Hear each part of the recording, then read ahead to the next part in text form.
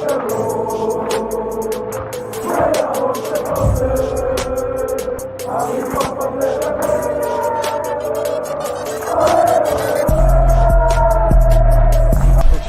out to Kop-Ish. Shout out to Kopish, guys. Keep all the good work the up. two legends, Emil Heskey, Howard Gill. Can't get much better than that, guys. Yeah. You know what to do now. Like, comment, subscribe. I'm with legends, guys. Kop-Ish. Good evening, lovely people. Hope you're well. Usually when Liverpool win, I usually go for it. I'd be lying to you guys. I'd be acting tonight if I went really overboard with this celebration. Like, don't get me wrong, I'm happy with the win. Not massively happy with the performance by some players and overall. I thought we did well, but we did well against a really poor team. But again, you can only beat what's put out in front of you. But man, you know what? At the moment, it's just about getting the points. Hopefully the performances come as well. We ain't right, man. It's something just not right. Wins, you're right. Ishmael is saying wins are winning a clean sheet. It is. It's just, I can't sit here and play the samba music and put on a Salah wig and sing and throw out Jamaican or dancehall sound effects. And like, I can't do it this game. I can't. I'm very happy with the win. But I think there's some things we need to discuss. And one of the main things we have to discuss is this Bobby Firmino situation now. Has to be discussed. Should we go straight into it? Right in a second, but all right, we'll do it when you feel like it. I mean, in terms of overall performance, I think we played well. We managed the game well. I think we did very well in terms of dealing with their formation. I think Klopp's recently been under a lot of criticism, and rightly so, about our formation being rigid. However, I feel as though it was very difficult for our opposition to figure out our formation. Like Curtis was put in left, Robbo was very advanced. We almost went to three at the back sometimes with Trent as the third centre back. Thiago and Gini almost played as a double pivot. Bobby dropped in a lot deeper. Mane was through the middle and Salah stayed out on the right. So I think in terms of fluidity, we did really well today. But gotta be honest, man. Don't know about you. Maybe, I don't know. Maybe I'm being a bit negative. I hope it doesn't come across negative. It's just I can't sit here and get gassed over beating Sheffield United, who are 20th in the league. We won 2-0, the second of which was a deflected goal. And Sheffield United had chances as well to score. And it's like, we got Chelsea next. I'm a little worried. Here's what I will say. Taking this game in isolation and forgetting about what's gone before and what may come after, the second half of that game is the most I've enjoyed watching Liverpool in 2021. I'm going to be honest. I was the least stressed, the least worried, the least Tottenham game. No, because I was still worried and a bit stressed during the Tottenham game. Maybe due to the opposition being better, that probably added to me being a bit more worried. But that was the least stressed and the most I've enjoyed 45 minutes of football in 2021. That's just my opinion. Other people may vary, but for me, I was fully relaxed once we got that first goal. And you don't know, that's not really like me to not be worried about. So, yeah, I think I kind of get what Carl's saying, because against another side, we may have been punished. Like I think a couple of times when even Phillips got roasted by, I think it's McBurney or something. When McBurney went down the byline and Phillips was like labouring, and I thought, no. And then, but luckily we got away with it. There was even a couple of times with, dare I say, Adrian played well for what he did. But there was even a couple of times he kind of got lucky. If you think about even the save that he made, I'm not having a go at Adrian, but I'm just saying that we could have been punished on another day. But you see, I think they had like a header, I think, or shot, and he kind of palmed it straight back out into play. And I was like, flipping out, I'm glad like someone didn't come back and finish that. And even remember when, to be fair, Adrian kind of done well because he ran out towards the end of the game. And I think they ran in behind and he ran out. And I think, was it McBurney again? I think tried to either dink him, but the ball just came back off Adrian. Mm-hmm. So on another time, that he could have easily taken it round him. And even there was another chance, Cal, where somebody had a free header And if that was like somebody else, So what I will say is this: I think. Listen, all we needed was the 3 points. Yeah, that's all we needed. It didn't really, to a degree, we didn't care about performance. Remember, we had lost 4 games in a row, so it was about those 3 points. But I think, in hindsight, we'll just have to build from there. I know that we can still get better defensively, because I think attacking wise, like playing wise, we were good. I still think the front 3, as a whole, could have maybe done better with some of their decision making and even some of their finishing as well. I felt like Salah probably should have scored and Robert crossed it in. I thought Salah was going to score. And even like, Bobby as well. Bobby had a good chance where he should have scored. And you're like, twice. And let's be real. You said it, Cal, with the voice note that you sent in the group, yeah? That shot from Bobby was going wide. If it wasn't for the deflection, do you know what I mean? So, but again, people, I'm glad you said that. I'm glad you said that because you don't buy a ticket and at least he had a shot. This is what I'm saying. Anything can happen when you have a shot. And this is why I keep screaming all the time, shoot. That is true. But I think, again, what's slightly alarming is that would we be saying this if like we lost it? Say we played another game and we did lose. We would always look back at the chances and think, even when he shoots, it's not good enough. If you're not hitting the target or if you're not scoring goals when you think, no, 1-on-1, you should be burying that. It becomes an issue. The only reason it's not an issue is because we won tonight. So again, you got to shoot obviously to score, but let's just pump the brakes a bit and know that this was Sheffield United. We should have won this game anyway, and let's just try and build on this performance because I still think there's a lot left that we can build on this performance, in my opinion. Yeah, so I'm just going to read this super chat. So Troy, 3 points, all that matters. Curtis Jones, man of the match, but if Jota actually has appendicitis, bruh, because Bobby shaked my head. If Joe's really got appendicitis, we said it in the halftime show, Cal, and this is a great time to plug it, guys. From now on, wherever possible, we'll be doing a halftime show on our Twitch, Facebook, and Twitter accounts. So make sure you get subscribed, get over there, and get prepared for those. A shout out to everyone who joined in on the halftime show as well. It was spontaneous. It's a thought we've had for a while, and we got a good interaction in there. So big up everyone who jumped in. But we said in that show, Cal, he was having a decent game. It was the finishing that was the problem. Because here's what it is. That's what I was going to say. Then Robert is terrible. But his overall game, he was probably the better of the front 3, even to the end of the game. He was. The whole game was 90 minutes. He was still the better of the front 3 for overall game. But he's in front of goal. I called it cowardly at halftime, and I'll continue. It's cowardly. He's a coward. He doesn't shoot. He doesn't take responsibility. And for me, he's afraid to he's more worried about not scoring, so he doesn't shoot, than just having a pot. Bruv, just have a shot. I would rather every game ended and you had 20 shots and all of them were missed, but you had 20 shots, then you have 2 shots, you didn't score those, and then you have about 5 chances you should have shot, but you passed it and you bottled it and you fluffed it and you acted like a coward.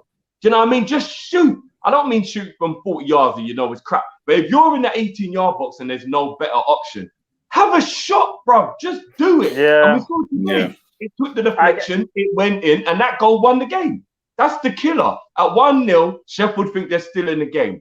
Bobby's deflected goal won the game. Why? Because he tried to score at least. And that's what I'm saying.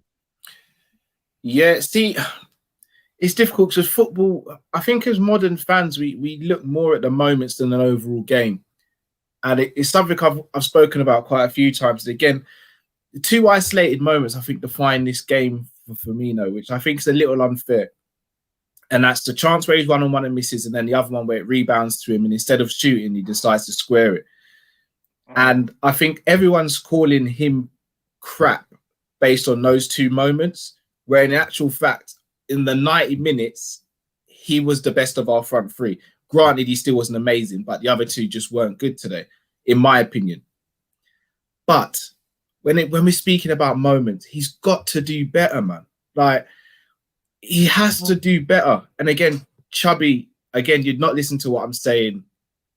Not once have I defended Firmino. If you've got an agenda, bro, then you don't have to hear what I'm saying. What I will say, in terms of his finishing and moments, it's very frustrating. And that's where he lets himself down. Because Salah can have a bad game but still have a goal. And that's a moment. And that changes the game. Whereas Firmino's the other way around. He has a good game and then he fluffs his moment. And it's like, we're at a point now where he's becoming a really, really rubbish striker.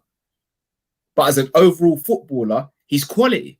But as a striker, he's rubbish. And we can't have a rubbish striker at Liverpool Football Club. Yeah, we are too good to be doing that. Agreed. And again, I'm not going to say he'll be world-class as a 10, but I guarantee you he improves as a 10 as opposed to a number 9. He's not a number 9. Look at the feet he showed for the goal. Beautiful feet. But again, look at the shot at the end of it. Where was that shot going?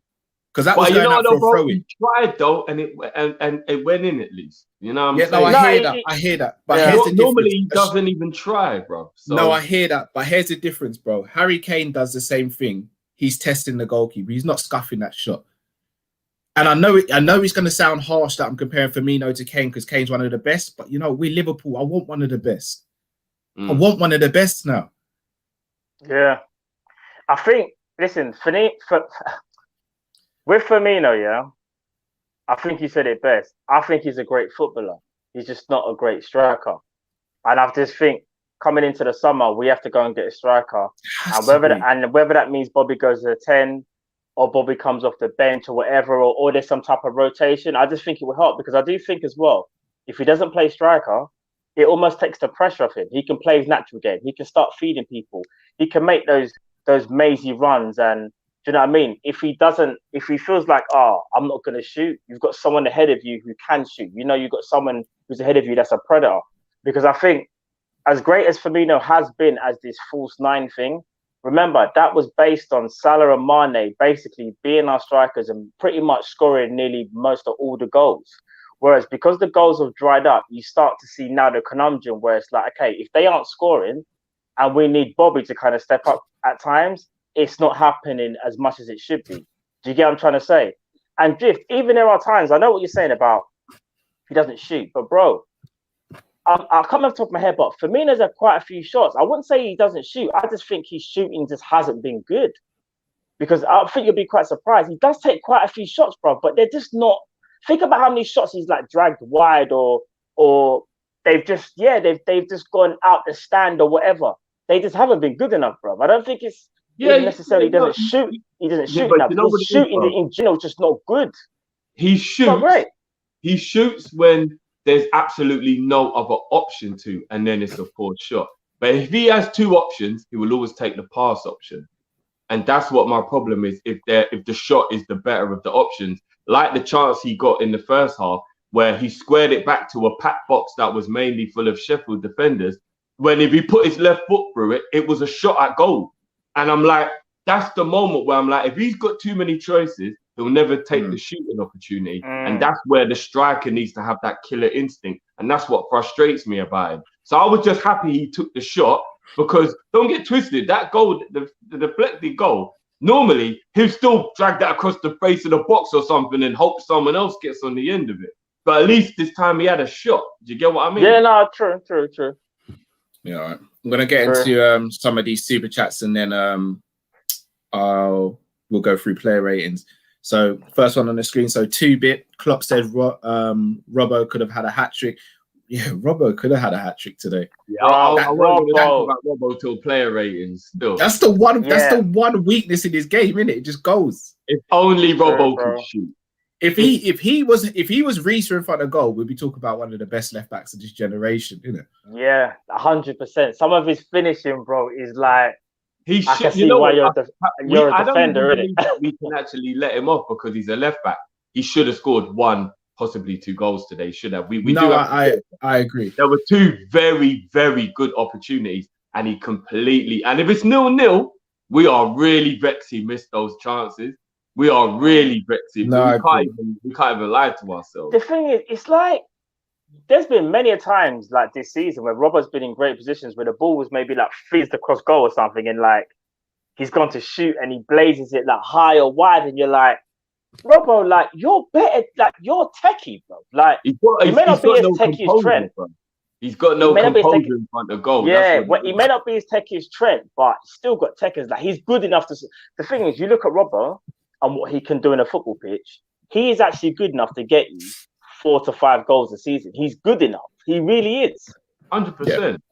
Even some of his headers, bro. What's so mad is, just quickly, guys, defending from set pieces, corners, whatever, he's immense, bro. When it comes to headering, attacking wise, oh my, bro, that header he did today went into the ground, went into the goalkeeper's hands, bro. Yeah, it's crazy. It's crazy. We have some of these super chats. So Musa LFC 21, positives first, Jones, Trent, Naby, and Millie. Yeah, it's good to see Naby on the pitch, man. It really is. Definitely, man. We'll get on to Naby. I've got a few things I want to say about it. Definitely. No way. What, negative drift? I didn't say anything. I said I just got a few things I want to say about Naby. That's all. All right. Well, I'll wait until that I ain't comes. gonna get involved unless it's positive. I'm not even gonna engage. Biggs 1871. Yaga yo. That winning feeling. Big up, boys. Smile. No, look, happy with the win. I set my standards high for Liverpool, so I just wanted a bit more. Very, very happy with the win. Don't think that it's just like being negative or anything like that. Like, we just can't get too carried away. You know, me and Cal learned our lesson after the Tottenham game to not get too carried away. No, again, for me, it's more about the performance. Like, the reason I got carried away in the Tottenham games because the performance was there. Like, I think our performance today was very good. No, I thought it was just okay. No, I thought it was very good. We could see the chances. We did, but that's because we've got Kabak and Davies at the back and Phillips, at the back. We'll get to that. We will. We got to dress up. We got to dress up. Johnny 10 Guns. I don't have to duck under my computer screen tomorrow. Yeah, you can hold your head up high. Know that feeling. So Ace in Industries, Adri got a clean sheet with Kabak and Phil a sign. Crazy. No beat. Someone tell Firmino to start toe punting. He might have to. you know that noise it makes when it comes off the toe as well. Toe punt, you know. It's dangerous for the foot though, man. Number 6, Kabak getting caught out too much tonight. We're going to speak about that. Mustafa Mansour, you man noticed the commentator kept on saying Allison. Yes. Oh, that was annoying me so much. Yeah. What is man getting paid for? Yeah. What are they getting paid for? I don't understand that, you know. Reese Whittington, I can't believe it. A win. What is that? Curtis was GOAT today, and it's good to see Naby back on the pitch. Indeed, to hear good win, but like to see consistency in wins and goals. But I hope and pray to God that all of our injured players get back ASAP. Caution as usual. Indeed. I've got that one saved, Drift, so I'll read that in a sec. Matthew Avora, goal and a clean sheet. Tell Seeds come outside. You can tell Seeds come outside. I won't be doing that. For real, bro. Man said tell Seeds come outside, you know. Flintoff, seeing Adrian stresses me out. Jota and Naby have to start Thursday. Man like Firmino passed an open goal. Thursday is huge. It is. It's massive. Joe K, Genie and Curtis man of the match. Get the F in there. So happy we finally won. Felt though we should have gone for more. Confidence is still very slim going forwards. I agree with that. Yusuf, Naby encouraging for the short time on. Chelsea is key. A-Spec Limited, this is why myself and Drifty wasn't happy when Bobby passed to Ox to score versus West Ham. He hasn't got a striker's mentality, no killer instinct. He's too nice. See, the West Ham one, I can't get angry with because we got a goal from it, and that's all I care about. I don't care who scores it. I just care that we score. I know, the better option. No, but the better option there was to pass. The better option was to pass to Genie. Yeah, maybe. It was. But today, the better option was to shoot, and I need him to know. Oh, yeah, I agree. Do you get what I'm saying? Yeah. He needs His decision making. Yeah. Danny B, is it me or did Mane look better when Naby came on? I don't know. I don't think there was enough to say. I think, do you know what I will say? Do you know, I'll say it now. There was a chance that we had a counter, Naby was driving with the ball. I think he did a little step over or whatever. I was driving. But here's the thing. He played Mane in, but if you looked at Salah, I think Salah was Salah was open. Like, he never put enough on the pass, so we didn't even get to Mane anyway. Yeah. So, but I like the idea. Like, he was willing to take on players. We're talking about Naby and player ratings, isn't it? Of course. Beats Naby step over and drive a through ball. The eyes. I'm not going to say anything, innit? Sam Max Legends, 4-3-3 again. What the F? Change system for F's sake. Chelsea will win. Again, we lined up as a 4-3-3, but we didn't play as a 4-3-3 today. We really didn't. So, again, I might be wrong, but for me, we didn't play a 4-3-3 today. We were very fluid in how we played. So I think it was like a 4-1-2-2-1. Like, it was mad. It was very fluid. 2-bit. No, read that one already. Elliot, I love Bobby, but it's time to get a killer up front. Fully agree. Genie Houdini, we finally saw out a game and secured a W. Soccer gods tried to hit us with the blue shell, but we had a star man in the back pocket. I don't know those references. Is that Mario Kart? Mario Kart. Yeah. When you got the star, you're invincible, and the blue shell hits the man in the first place. Okay. Mario Kart. Shout out you gamers out there, boy. I'm catching up. Sly Ross. Phillips was better than Kabak. He's worse than Dejan. We're going to speak about Kabak. And last but not least for now is Gangandi. Either drop Firmino or during the game, drop him to a 10 and take Mane off, who was poor again. Bring on Origi in a 2 with Salah. I was annoyed at the 4-3-3. Bit of interchanging made it unpredictable, which was a plus. Indeed, agree with that. Imran, when Nat Phillips was in the lineup, Vaseline sales went up by 60% in Burnley.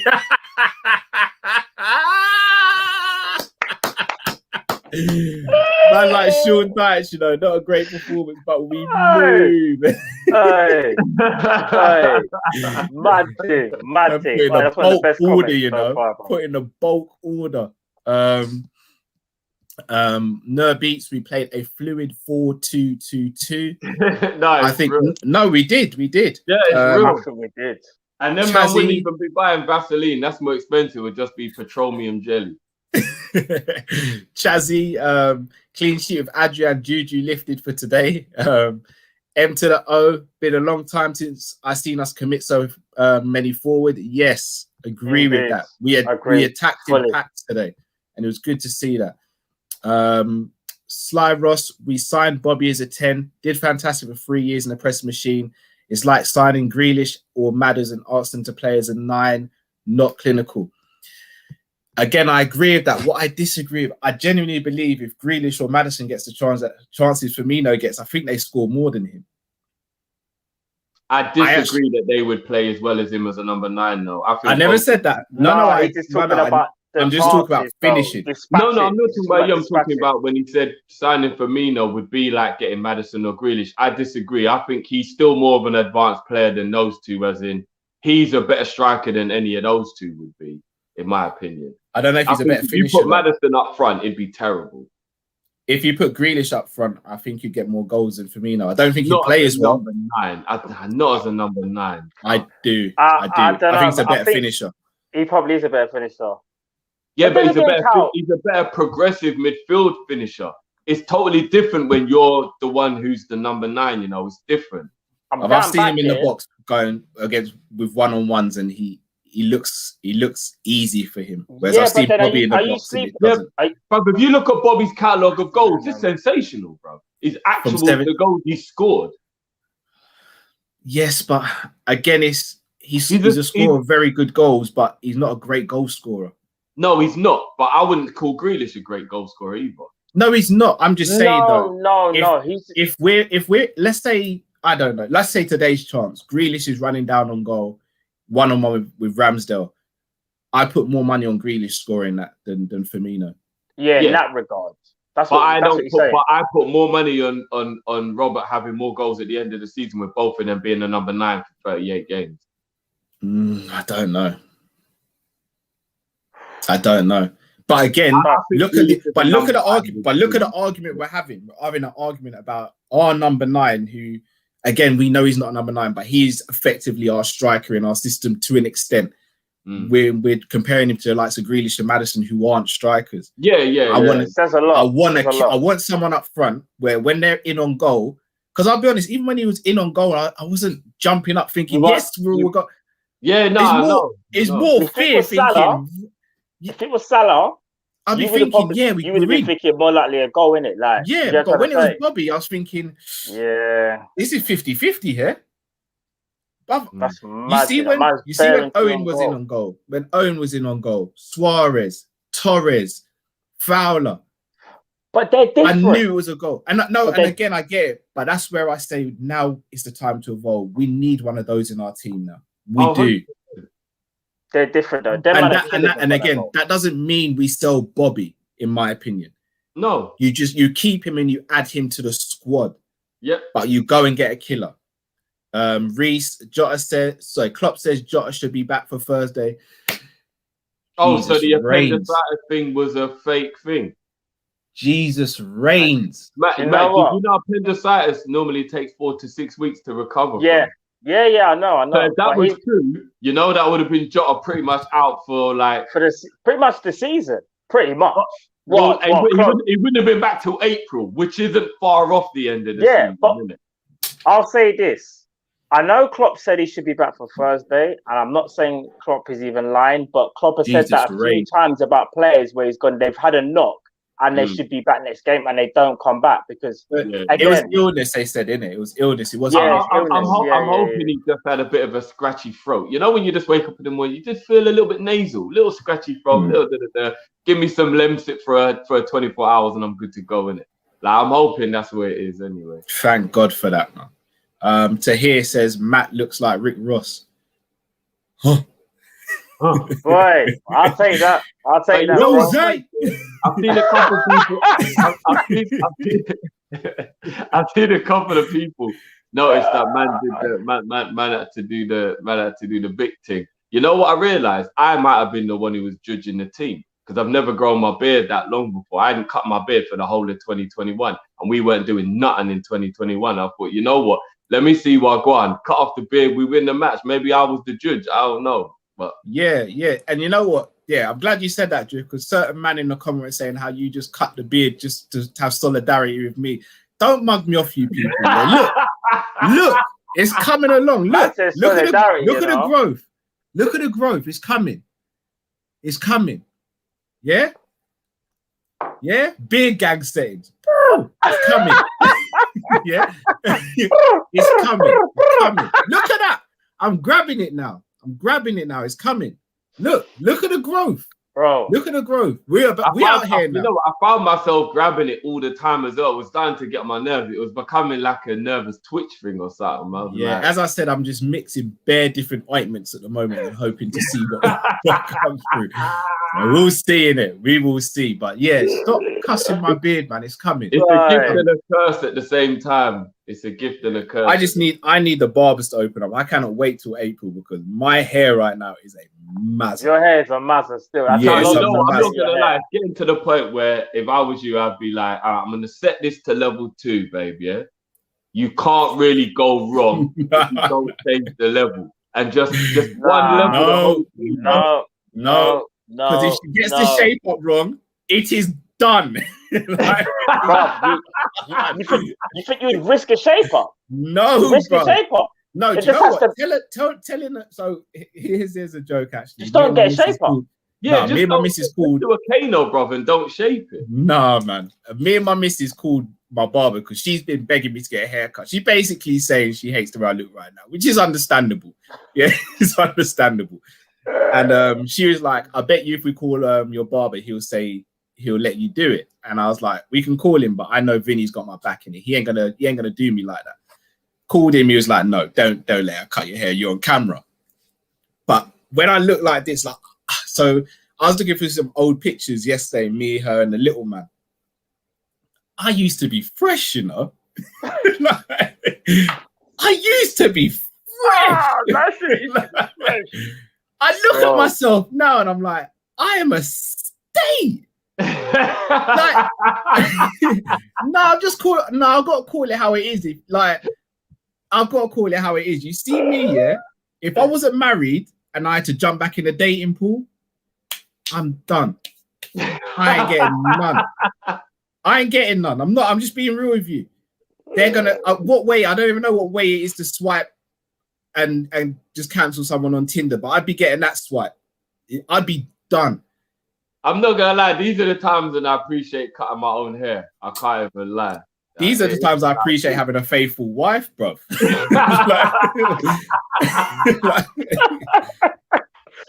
Oh, bro. Pee on me.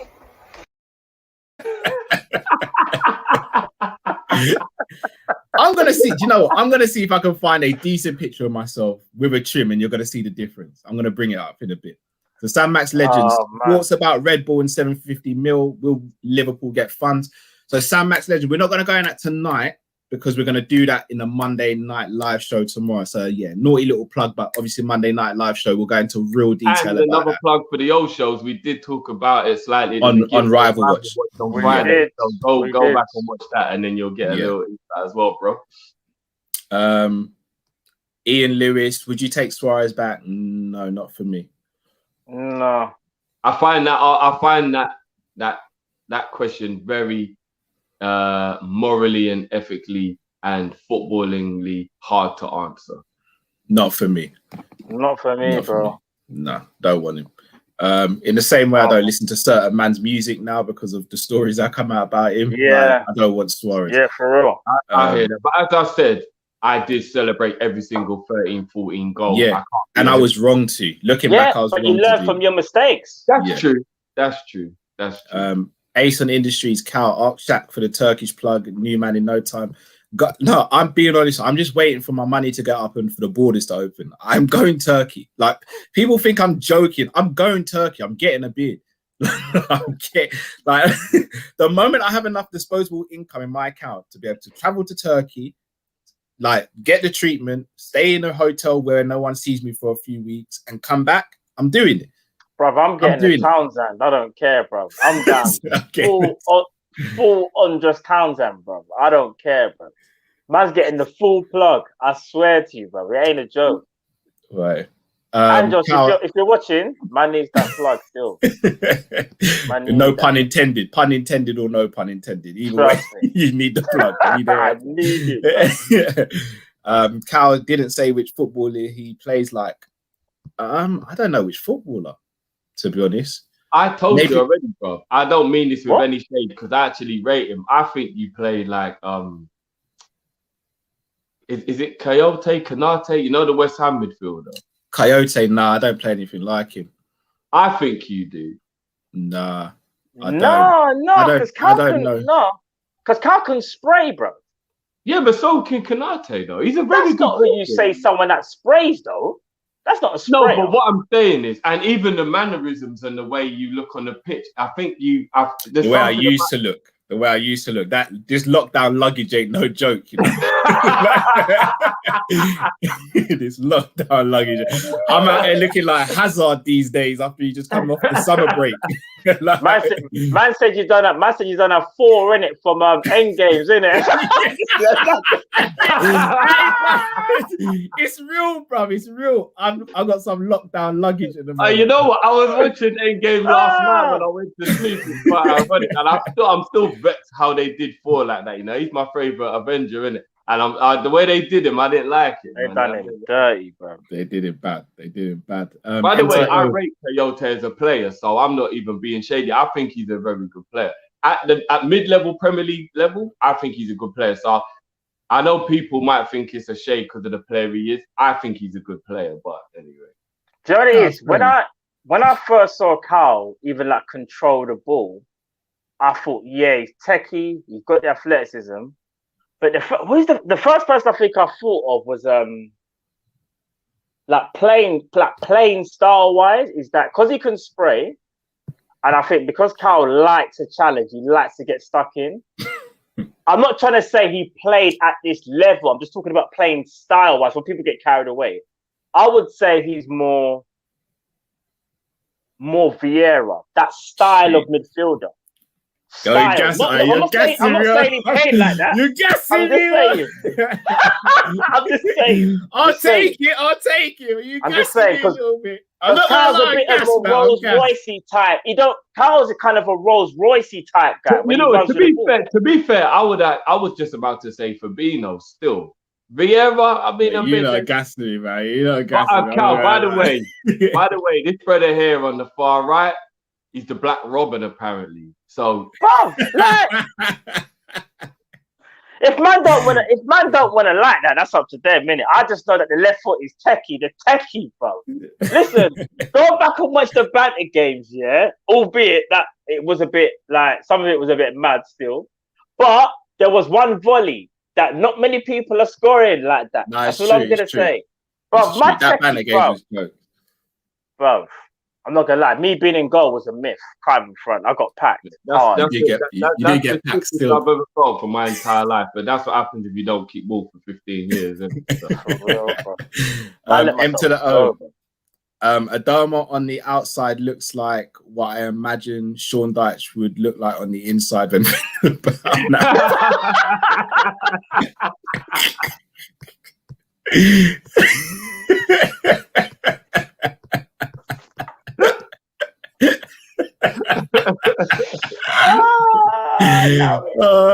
Shout out to Sam O.A. just become a YouTube member of ours. Guys, if you want to become a member, click the link in the description. Troy M, Cal, save your money. Come hang in the Philly air for a week and you'll grow a freeway beard. Okay. We all have them. We grew them at age 6. Hey, shout out to the Philly man, them in the building. It's a freeway, you know. Flip side says she my baby mama. Get wild. Even though what we do is wrong. That is a truth, though. Freeway was my freeway is my guy. Man, like freeway, JD. Hey. Best intro to an album in hip hop. It's up there still. Freeway was a beast, bro. Freeway was a G, man. Freeway was a G. All right, so let's do it. Let's get into these player ratings then.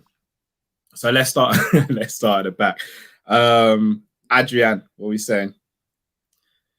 Adrian's a tough one, you know, because I'm gonna give him a base 5, and here's why. He made 2 important saves, but he also had 2 absolutely shocking moments of like. Not like how we normally would, where like his kicking would just go straight to the opposition or anything like that. But this track is undefeated. Look at the eyes in the picture. You lot are undefeated. I swear that. It says come at the ball watcher as well. There was a moment where I can't remember what he did, but like it was like a hospital pass. And then he tried to play another pass, and it was like into midfield, and it was to the opposition. But at least nothing came of it. But I was like, Adrian, can you just please learn that you don't have Xabi Alonso level of passing and just hoof it up the pitch? Stop trying to pick a man out and just hoof it up the pitch. Don't aim, because when you aim, it never goes where the target is. Just boot the ball up the pitch. And there were 2 saves he made in the first half, but I don't really want to call them saves because he should have literally just had the ball in his hand. Like, Matt, we talked about half time. Did you see when he palmed that ball round the post and he could have stood up and put his foot on it? The ball was so slow. It's like, bro, are you that lacking confidence that you can't even catch a ball that a bang average Sunday league goalkeeper would catch? Like, what is going on with you, bro? Listen. So I'm just going to give him a 5 down the middle. I'm just going to give him a straight 5. I'm only going to give him a 6 because of the saves he made, but I agree with everything that you said. Yeah, and there was, I don't know if people remember, but the first ball back to him in the game, I don't know if you guys remember, he played it to Trent. And Trent was under some serious pressure. Yeah, Trent had nothing to do other than hoof out the line. And Adrian had the nerve after he played it. He was like, I think he went calm or something. And I'm thinking about you just gave man hot potato, yeah? And you're telling man to just go and deal with it. Bro, I'm not going to lie. There's something about Adrian. To cut you. People are saying that I'm not talking about the shot that took the deflection when he made the parried save. That's a decent save because it did hit Mane and take. That's not the one I'm talking about. I'm talking about the one from outside the box. Yeah, one of the guys had a shot from outside the box and it hit one of our defenders and fully slowed the ball down. And then he literally went down in about 8 payment stages from January to like August and palmed it round the post. And I'm like, bro, just catch the ball. What is wrong with you? So I'm not talking about that deflected save. That was a pretty instinctive, not that one. Go back and watch the one when there was a shot from outside the box. As Callum said, he went down in stages. Man, during the halftime show said he went down slower than a man getting on one knee for a proposal. And I think that's pretty accurate. It was like, Klarna. He went down like Klarna, bro. Yeah, bro. And it was just like, bro. Yeah, do you know what? Again, like I'm giving him a 6 because he made some okay saves, and it could have been a lot worse. He was nervous, you could tell. He was just nervous. And here's the thing about Adrian. It sounds silly, and you man are gonna think that like I'm overthinking it, but you see, for example, like when we're playing the ball like around the back, so it's like say like Kabak passes it to Trent or whatever, Trent may pass it back to like to Phillips or whatever. Just seeing Adrian moving laterally is an issue. It's mad. There's something. He just looks nervous. I can't explain it. It's like no word of a lie. Yeah, it's like if Klopp said to me, it's like if Klopp phoned me up and said, "Right, you're playing striker against Chelsea." Yeah, knowing that I haven't played football for time, I will be hella nervous. Like I'm representing Liverpool, and I would just probably look out my depth, obviously, instantly, straight away. Yeah. That's kind of how we look. He just looks really panicky and nervous. And that's what makes him look worse than I think what he actually is. Here's the thing. I'm not trying to say Adrian has ever been great, yeah? But if you go back to when we first signed him and even when he like helped us win the penalty shootout or whatever, he had some okay games where he didn't look as nervous. But I just think as time's got on, the pressure, he looks worse than what he actually is. And it's kind of mad, but I'm still going to give him... I'm going to give him a 6, but I'm going to be real. Even though he played okay, and I still think he's nervy, against Chelsea, if he does play, he kind of like really, really has to be like, right, I'm starting. Do you know what I mean? I'm going to be more authoritative. Because there's even times when the ball was crossed in, and even though he got his hand to some of them, I think he kind of just about missed, but luckily it was cleared away. So, but I'm giving Adrian a... You know what? First of all, I'm going to up it to 6. Because he had the balls to do kick-ups. 6.5 for me. He had the balls to do kick-ups in the box, and he looked better with his feet than his hands. So I'm going to boost it to a 6. But what you're talking about, Matt, with the thing, he's got no dexterity. That's what it is, bro. There's none. Like it's the stiffest, bro. It's as stiff as I feel when I try and run for the bus now after all these years. You know, you just feel stiff. Like you know, if somebody's watching you run, they're gonna think, hold on a minute. How comes the ironing board is alive? Oh, shit. That is the thing. He shouldn't be that stiff considering man trains every day. Every day, bro. So, yeah. I'll give him a 6 for the kick-up. I'm giving 6.5 for me. M to the O. He went down as slow as he was getting back pay. Gang deep. I can't lie. Kabak and Adrian really scare me when we get hit on the counter. Imagine Adrian and Kabak up against Giroud. # done out here. Hopefully it won't come to that. I'd actually be more worried about it being thingy because Giroud will want the type of battle that maybe Kabak maybe can deal with. If they play a pacey player, done. Yeah, it could be a mazza. I did tell you guys I'd show you a picture of when I look fresh, yeah. This you're gonna see it now. Here we go. Hey, that was me. What happened?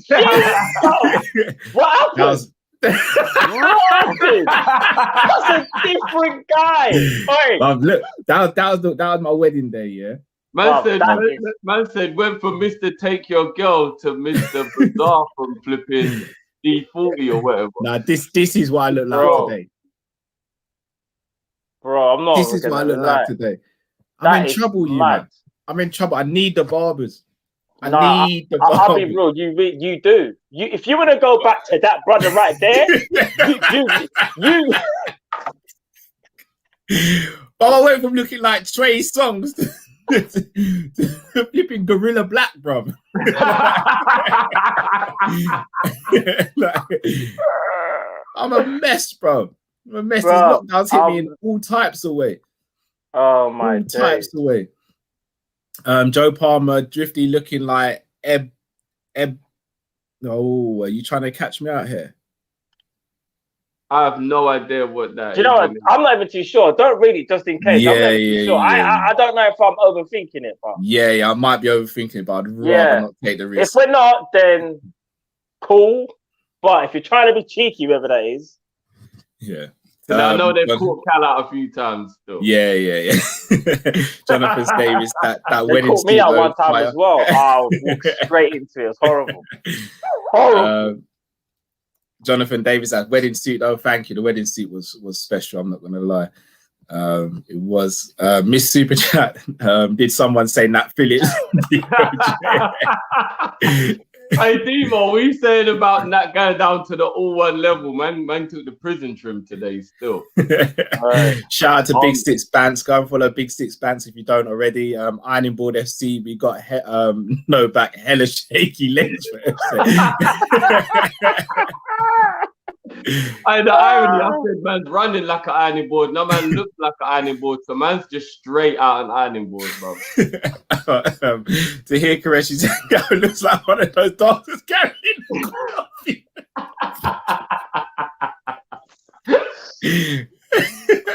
This man killing it. Asen said, Cal in that picture is a visual representation of last season. It's real. Yeah, it's For true. real. But that picture is 1920 Liverpool and Cal now is 2021 Liverpool. Yeah, fully. Drew P. Cal looking like a Spice Boy. You lot are killing me. All right, let's get back to player rating. Trent. What are we giving Trent? Trent looked a bit better. You know, He looked better, bro. He looked better. You know why? He was my third favourite player today. The confidence drift. Remember the dribble inside the box and he had the shot, I think, and I think the goalkeeper saved it. Trent wasn't doing none of that for time. What you want taking man on? As you said, he was being lazy. He does that simple down the line ball to Salah. That's all he literally was doing. But in this game, I felt like he was taking a bit more care of the ball and he was actually thinking about what he was going to do rather than just doing the usual, I'm just going to slip back into Trent mode and just show everyone how great my techers are, innit? Call me crazy. Call me crazy, but today's the first time I've ever watched Trent and I thought to myself, this playing in midfield thing could be all right. No. Today's the first time. No. Call me crazy. You don't have to agree with me, but today was the first time I watched Trent and I thought Trent in midfield might actually work. I'm not saying do it, but I'm saying if we ever had to do it, I genuinely after today think it could work. I think he's got better feet than he gets given credit for. And I think if he was playing in that role, maybe his creativity and shooting centrally would eventually evolve to a level that would actually be very good. I don't know. Today's the first time I've ever thought to myself, Trent in midfield might actually be a shout. And I'm not saying do it now, but if we signed like a bad boy right back as cover to the point where it's like it would be like Cancelo, and we were like, it's kind of actually a real shame he's on the bench here. I'm saying moving Trent into midfield wouldn't be the worst idea. I'm not sold on it. Yeah, I think for me, I would only like to see that if we had another crisis and like we've got no one kind of left to play midfield, because I think what I don't disagree with what you're saying about what he can do midfield. I just think that even though Trent he can be lazy, I think for me his build-up play is still very good and it's part of the way how we play, part of our system. And you see when I said to you about when Ajon gave him the ball, Trent is one of those people, when he's under pressure, he can still hit a pass that's so pinpoint that you'll be like, raw. And we're talking either foot. And I feel like when you're being put under pressure, your right back has to be technically sound.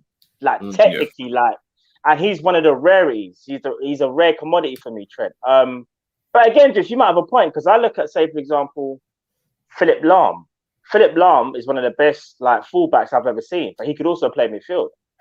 That's And a hard comparison, though, man. no, but I'm talking about on a techie level, not like as a player, because Philip Lahm's legendary. Trent obviously is nowhere near that, but I'm just talking about a right back who was very techie, and as years went by, he could get away with playing in midfield because he got so great at defending that putting him in midfield was never even a worry. I don't think we're there with Trent yet. I think that Trent, for me, would have to really get better defensively. Then I think maybe we could go, do you know what? I wouldn't play him in the 6, bruv. I think he would make a good number 8. No, not 6. I won't play Trent in the 6. I think Trent could be a very good box-to-box midfielder. Today's the first time I've ever thought it, you know.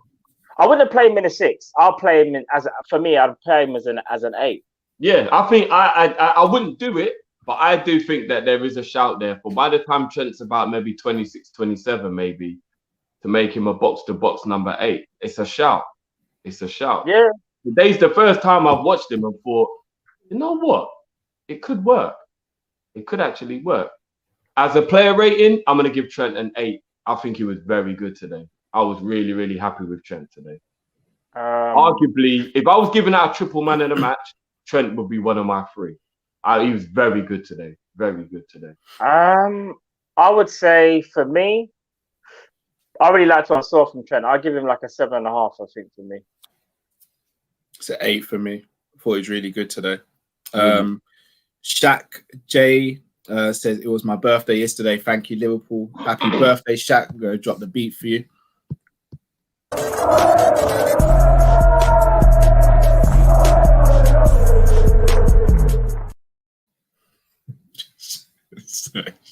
I know, so. Cal looks like a god named musical with that C. You lot mugging me. You're the one that can't pronounce the player names. Is it the one that can't pronounce the player names? Is that what you're trying to say?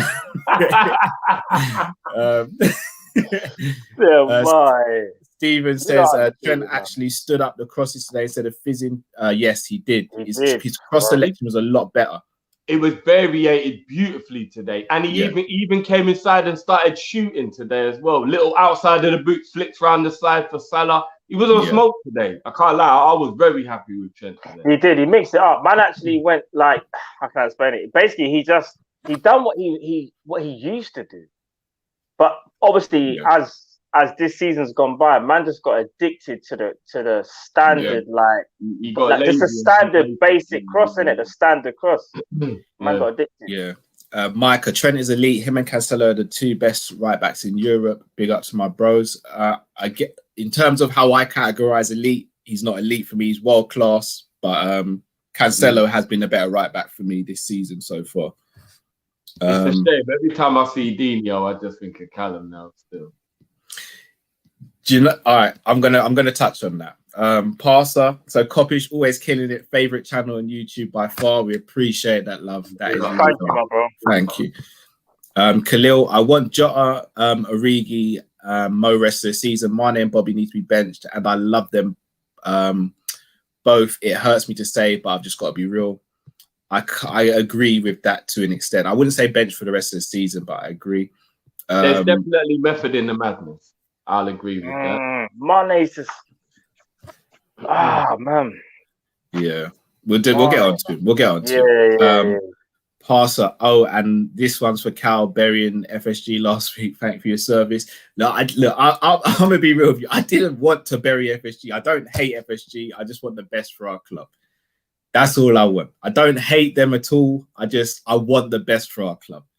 I know, but if we've got to send in the negotiator, we're sending you. You know, Cal has got to walk towards FSG's main office like, I'm unarmed. I'm coming in. As I said, I'm unarmed. It's just me. My name's Callum. He just got a laser dot. You just got a laser dot. One on the forehead, one on the neck, one on the chest. Walk slowly. All you hear is Jay Henry shouting from behind the thing. Get the fuck out of here, man. We don't want to talk to you. Like, listen, I'm unarmed.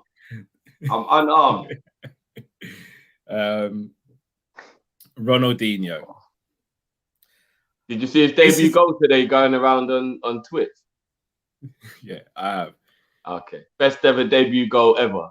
Okay. All I right. need to say nothing about Dino. No, I do. And you know Oh, what? you do? That's different. No, I do. No. You know what? I have since I made my comments, I'd gone back and I'd studied Ronaldinho quite hard. I looked over, not just looking at stats and things like that and YouTube highlights, but actually going back and seeing if I can find footage of games and stuff like that. I still stand by what I said in terms of he hasn't got the time in as some of the other players I categorize as elite. But I'm going to stand here right now and I'm going to say, Matt Drifty, Kop-Ish community, I apologize. I'm wrong. I apologize. It takes a big man to own up. No, it does. It wasn't your pressure. No. I take that back. It was your pressure for me to go back and analyze a bit more. But guys, I sit here a humbled man. I apologize. Please forgive me. You see that brother Ronaldinho? I'm this close to getting Dax, boiling the kettle and mixing the two together and just slicking the hair back because of him. Yeah? Because I've never seen such a wet look on a man who could just dubs up everyone at the same time. Bro, yeah? He was different, bro. You know, people say saucy. His hair was dripping while he was just doing a madness on the pitch. I genuinely am sorry. Like Ronaldinho, he's one of the few players from, and this is why I had to change my opinion as well. Yeah. You see Ronaldinho, yeah? You see it, Neymar. Neymar, I think, stands out more nowadays because he's one of the few flair players in football nowadays. There are very good technical players, but there aren't many flair players in football nowadays.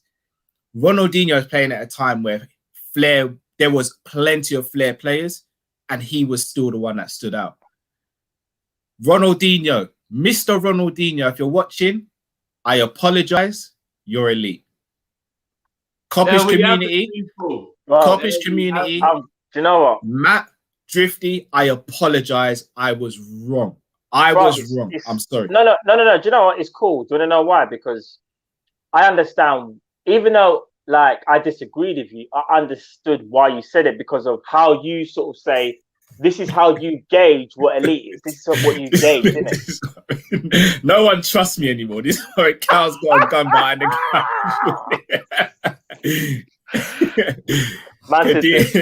Kadir said, Cal, we still can't forgive you. Look, I understand. It's going to take a while for me to be forgiven. And I understand. And you're right. I've got to earn it back now.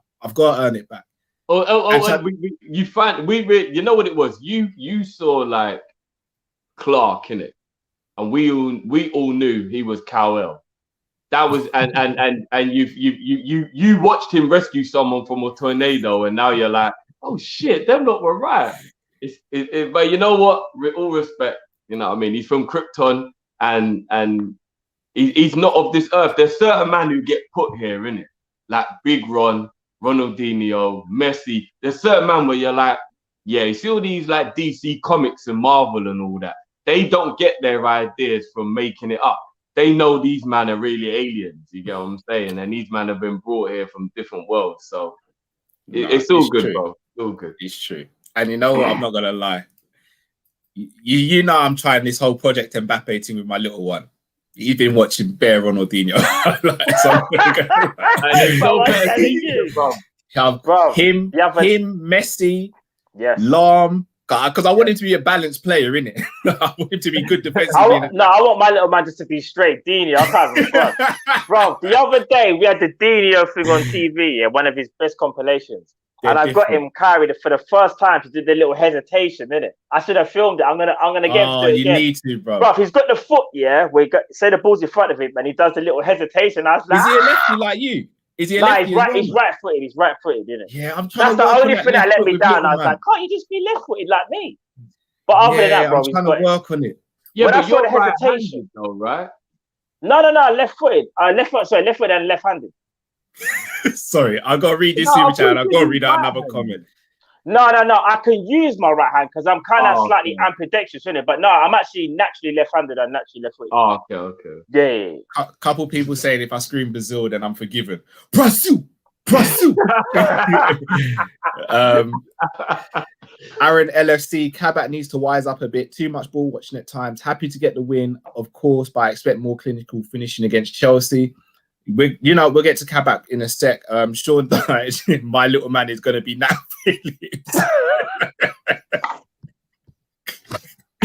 I just throwing him the ball in the high chair, head it. You don't need your feet. Head it. Just head it. Head it, I said. I'm not even gonna lie. That's a good way to train your kid, though. If he's in the high chair, you just keep throwing in the ball and just getting him to nod it back. Yeah, bro. I've been doing that, but not. I can't do it with a proper ball. You got to use a. No. You got to get size. No. But that's if you're trying to turn him into. You get a size 5, bro. into something different. That would fly back, It'd be like, his neck, bro. You want to turn him into Nat, you got to train him from early, innit? But I said, add on the neck weights as well, it's peak. Can you imagine a 1-year-old in a high chair with a size 5 ball getting thrown at him? Oh, no, brother, it's not going to end well. You'll break his neck, bro. They'll definitely end well, bro. 100%. It wouldn't end well, man. A win, smash the like for people. Big up Kopish, big up to yourself, Tete. Can we get on to Kabak now? Yeah. I shout out to Aaron. So Aaron's a Chelsea fan. Roll on Thursday. Aaron, we see you, bro. M to the O. Cal trying Power Ranger thing where his son becomes the version in the final battle. I want my son to be a better footballer than me. I want him to be a much better footballer than me. Facts. So I just hope so. All right. Matt, floor is yours. Ozan Can we do a D Stars? When D Stars does the dish. Alright. Let me tell you about Kabak, yeah? All jokes aside, people were coming for my head, my neck, when I said, listen, I'm not saying Kabak is trash. I'm just saying there's certain traits that I think that need to be ironed out. The first thing I said was he watches the ball too much. I also said he's too aggressive at times, like in the Leicester game when he was tracking Vardy and he wasn't watching about what was around him. And his positional awareness isn't always the greatest. Bro, listen, I've seen it again. When the ball got played over by Kabak, what was Kabak doing? He was just watching the ball, bro. Man was like he was daydreaming, bro. I don't know what he was thinking about. Man was just standing there. The definition of a ball watcher. He actually is the definition of a ball watcher. It's like he was standing there waiting for an answer. Like man was just standing there. Ball gets played over, but luckily the striker had the bad touch that he was able to go back and get the ball off him. Bro, here's the thing. Against a better striker, you get punished. You get punished, bro. For me, again, I'm not going to sit here and bash Kabak because it's not about that. We won today, and I don't want to start picking on one man saying like, Raj, you know what?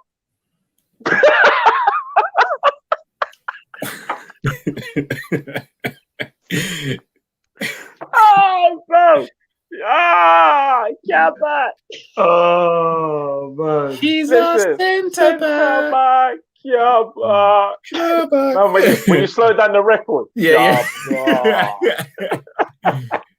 Listen, Kabak, listen, I'm going to be real, Cal. I know you said you're going to give him 5 games. I don't know whether he's got one more game. He's got one more left in the So, again, I'm going to be real.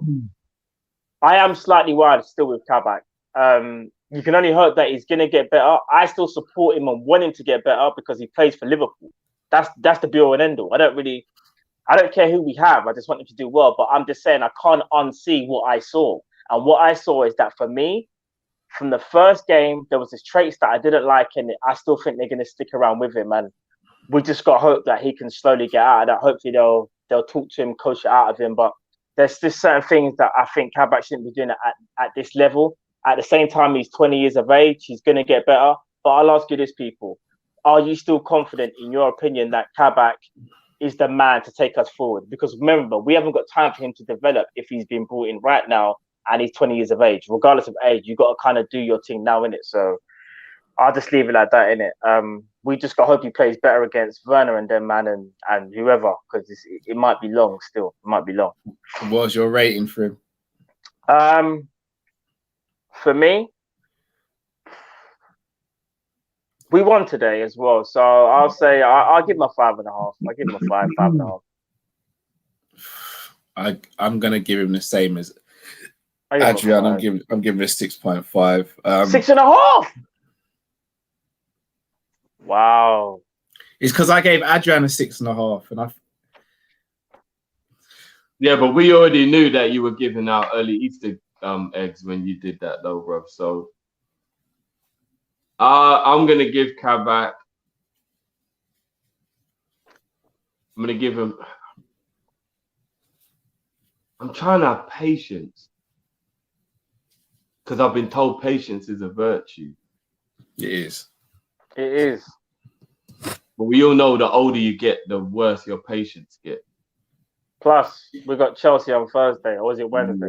Yeah, bro. Thursday. Yeah. I'm an 80s baby. I've been through afros, flares, high tops. I've been through it all, mate. And I still ain't seen shit like this.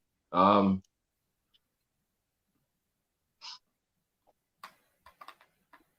gonna give him a 6 to just be nice. I'm very worried about Kabak. I'm very worried about it. One thing I will say, I know I keep saying it, and I'm not trying to make excuses for him, but he was thrown in a very, very horrible situation when the way we got him.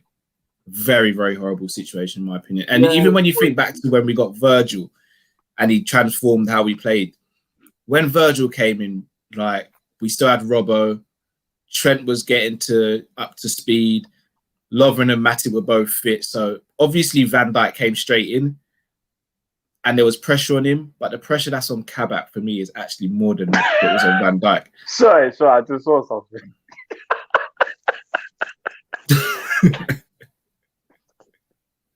You lot are savage in the comments. No, you man are different. But you know what the thing is, Carl? Here's the thing that's really worrying for me. All jokes aside, because I don't like to pile on people. We have a laugh and a joke, but at the end of the day, I don't want it to seem like it's some bullying thing or something like that. Exactly. It's not an agenda, people. But here's the thing, though. I am very, very, very, very, very, very, very, very, very, very, very, very, very, very concerned. Very, very concerned that we signed 2 centre-backs on the last day. But if you ask me who you'd play at centre-back if everyone was fit, I would still say Fabinho and Phillips. I'm very, very concerned that that's the situation. Because you know what? Today, I watched Phillips and Kabak together, and I've been the #1 person saying they're both centre-backs, just play them. But on today's evidence, I know maybe they need time to get together and get a partnership. But on today's evidence, that partnership is getting us ripped to pieces by any decent team.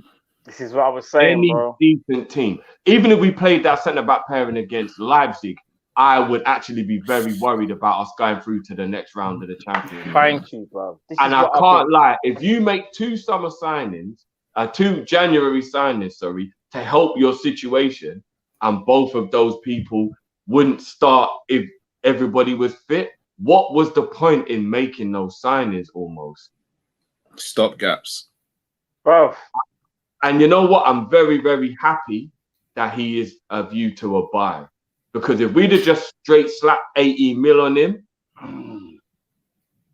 it's not going to sit well with me if we slap 18 and say like, yeah, that's us. Well with me at all. Listen, I kept on saying that Fabinho has to be theoretically our saviour. I think I even said it to you, Drift, maybe a week or so ago, and I was like, if Fabinho comes back, I want him to play centre back, you know.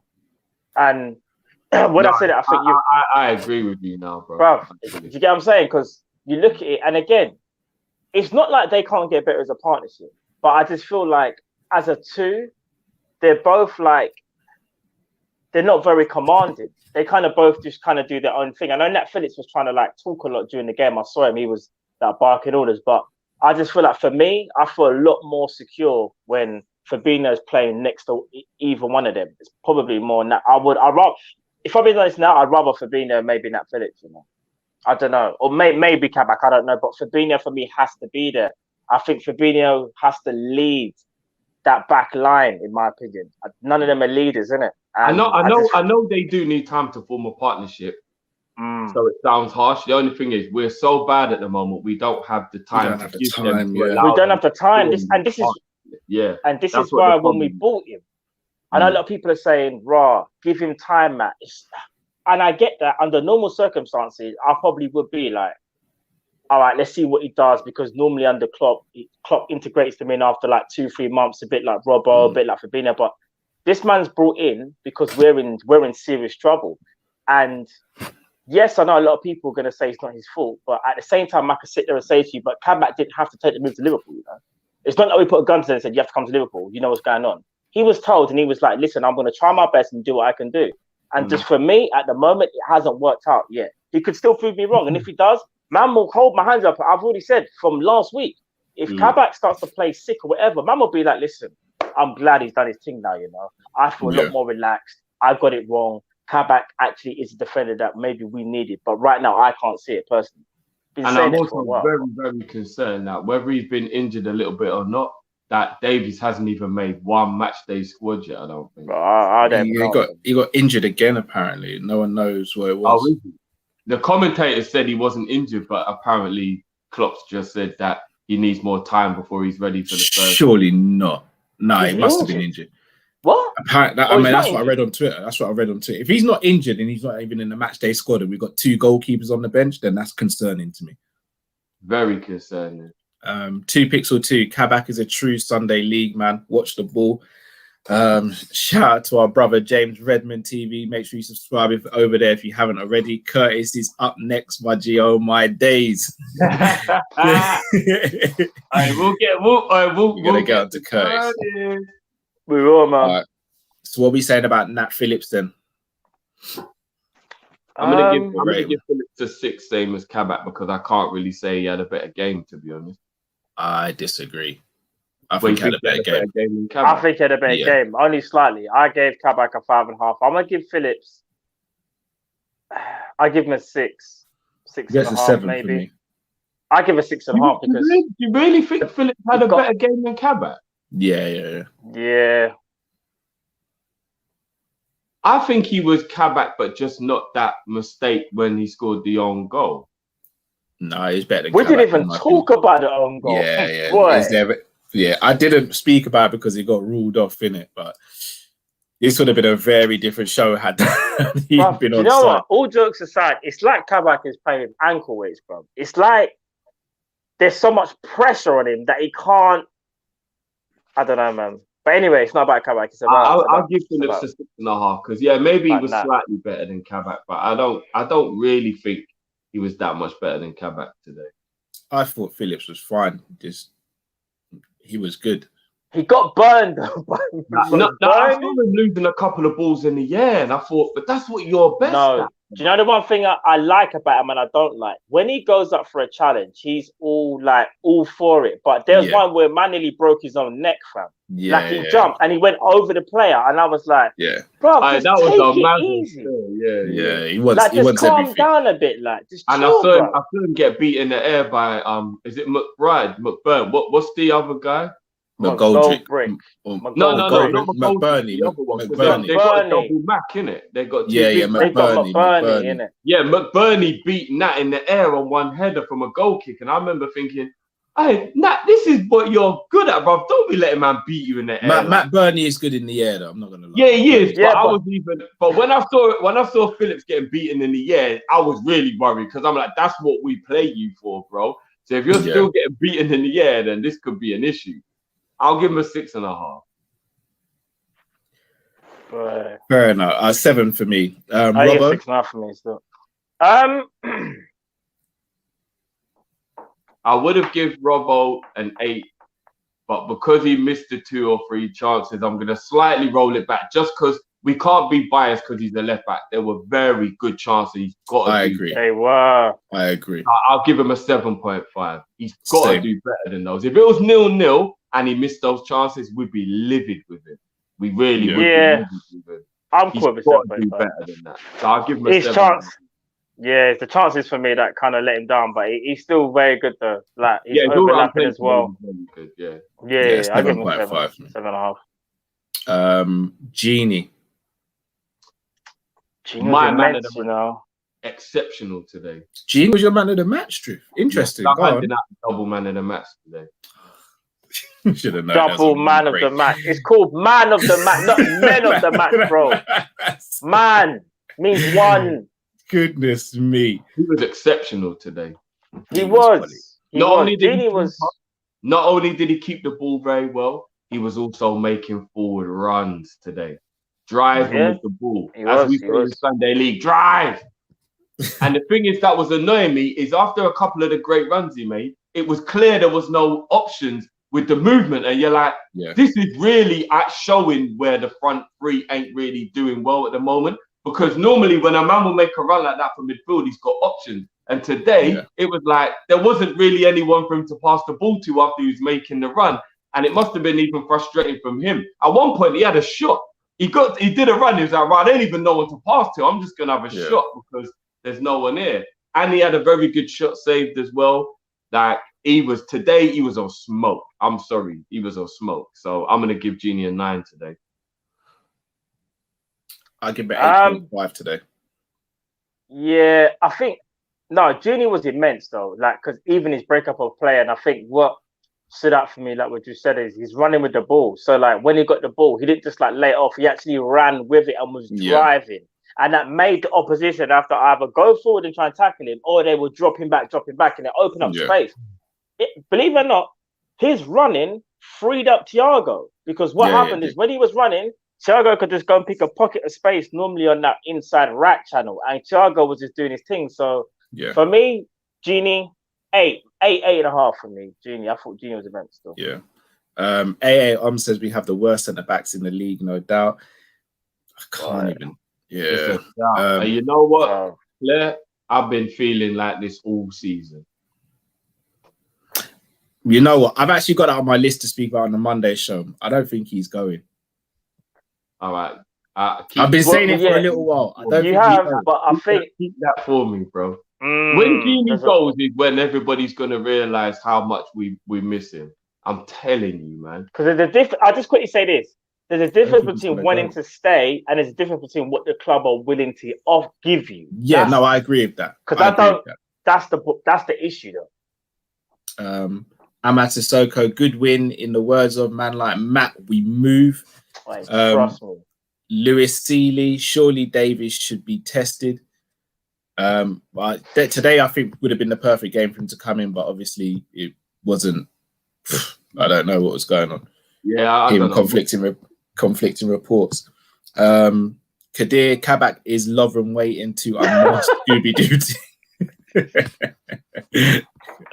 But I told man, shout out to Kadir as always. From day, I have to say again. What did I say? The first game, I said like a Lovren 2.0. Yeah, you did. Man said they're gonna, and that's because he's really Deja Lovren and just ripped them off. Bro. No, on Genie, I know we'll go into deep discussions about this tomorrow on the Monday night show. I think he's staying. I really do think he's staying. Bro, I want you to be so right. I'm not even going to question your statement. I don't even want to know your reasoning or rationale, because then I'm going to be able to figure out whether it's wrong or right. I just want to believe you. So, all right, so I'll quickly break it down. It's the Barcelona situation. It's not necessarily just our situation. It's the Barcelona situation. Yeah, but bro, what about if it's not Barca? What about if a team like Juve or Dortmund or another good team? Inter Milan. Dortmund. Bro, he's gonna be free. So all it's about is paying him wages, bro. No, but Dortmund, one, ain't gonna pay those sort of wages, and two, it's a step down for him going there, because Inter Milan may be a choice, but again, I don't know if Genie wants Juve. I don't see Juve wanting him at the moment. Juve are stacked midfielders. I don't see him going PSG. No. Bruv, No. I personally know that there's anything impossible in football. So I'm just, but you know what? I'm gonna run with your positivity because I want nothing more than Genie to sign a new deal, bro. I feel the negotiations are a loggerhead basically. Genie's putting his foot down and saying, "This is what I want." The club is saying, "No, this is what we're going to give you." I think they'll come to a compromise, especially after this season, seeing how he's been and how professional he's been, how available he's been. I think the club will make something happen.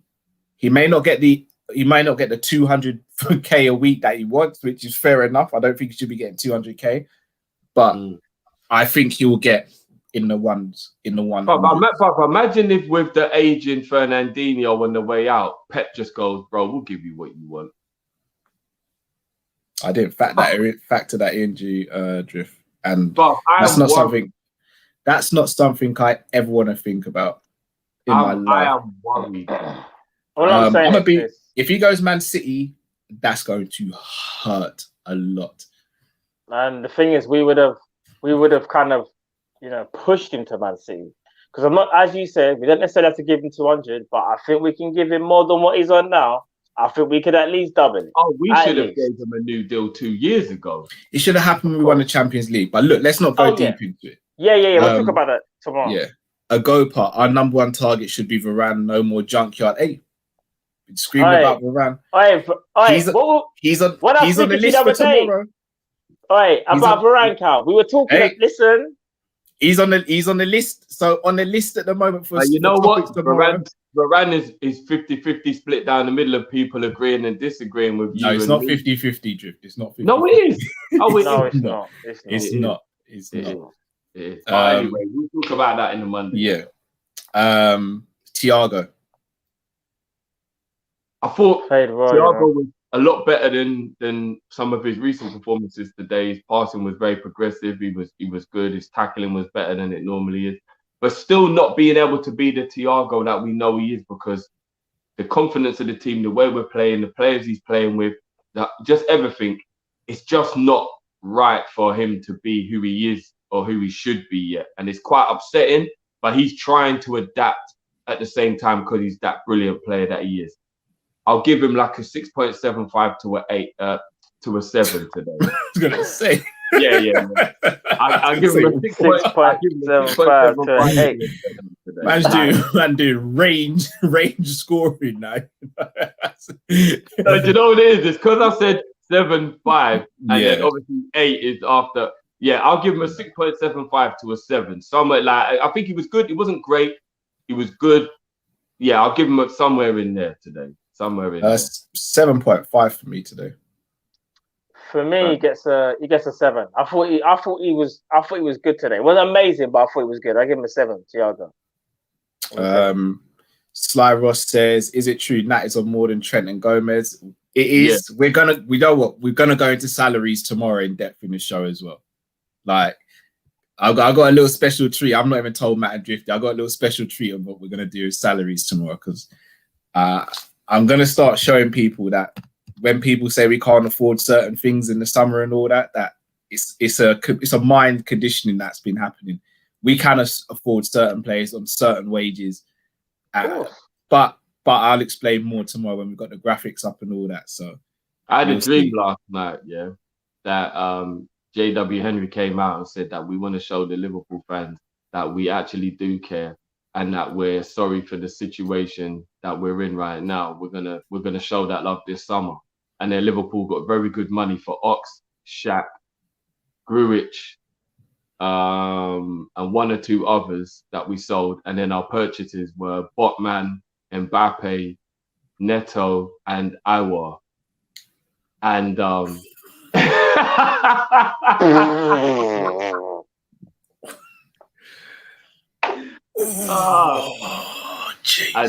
and then I woke up and I realized that never happened.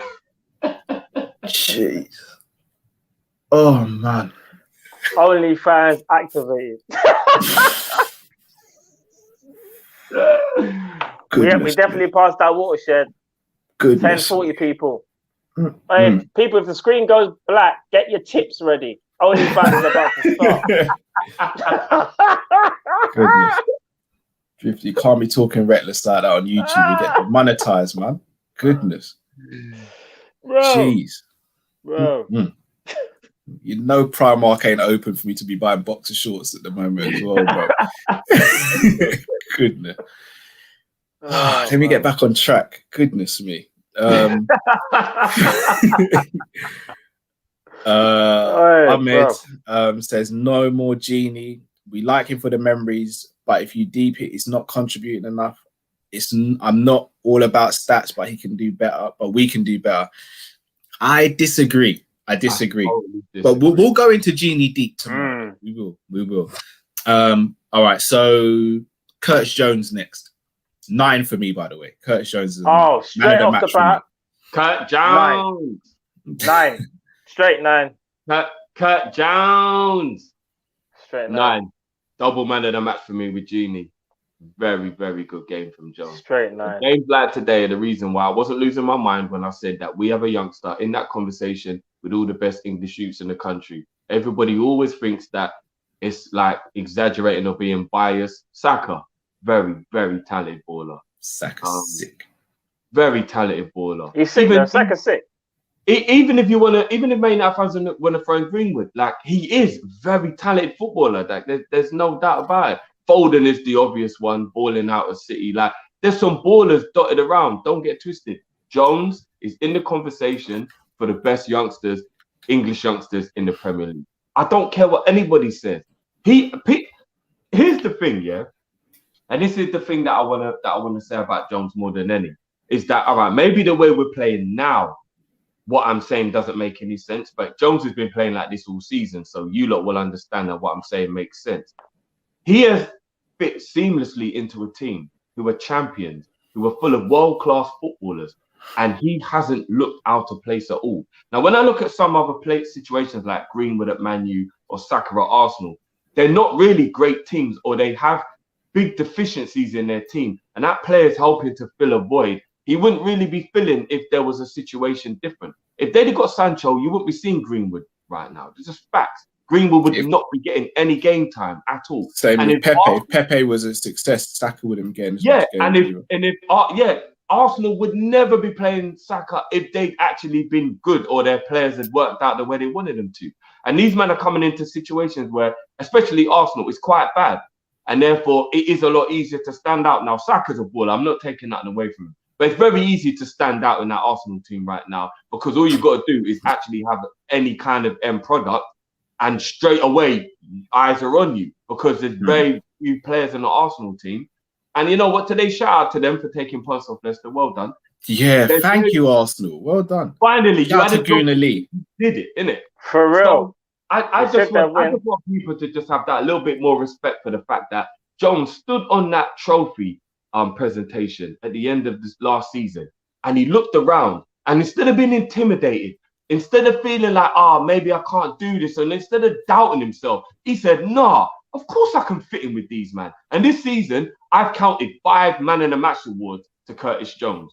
I don't know if you lot know that, but there's been 5 Man of the Match awards to Curtis Jones. How can you be a 19 just turned 20-year-old playing for the champions through the academy and have 5 Man of the Match awards? He's a baller. I don't care what nobody says. Curtis Jones, Man of the Match today. Bad man. And I don't care if people think I'm gassing him. He's a baller, straight. Zakir saying thank you for your super chat. I don't know if you wanted to say something as well. If you do, you don't have to send another one. Just send in your comment. Casey, I swear I heard Kabak shout at 2-0. They don't want it, lads.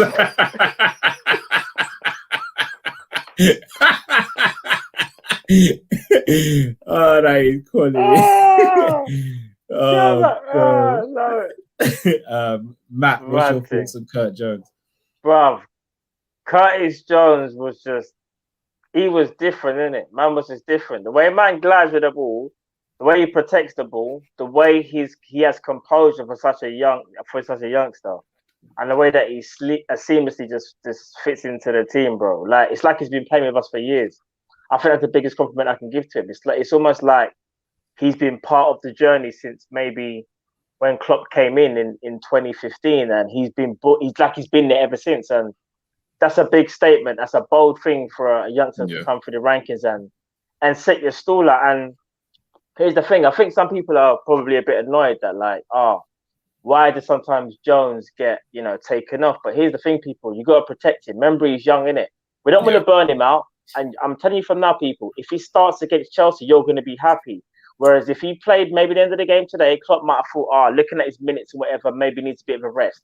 Curtis Jones has become so important to Liverpool right now. Man is starting to manage his minutes, bro. That says a lot, in my opinion. That says to me that you think against Chelsea, he's probably going to be playing. So don't take it as a negative, people. You saw him come off.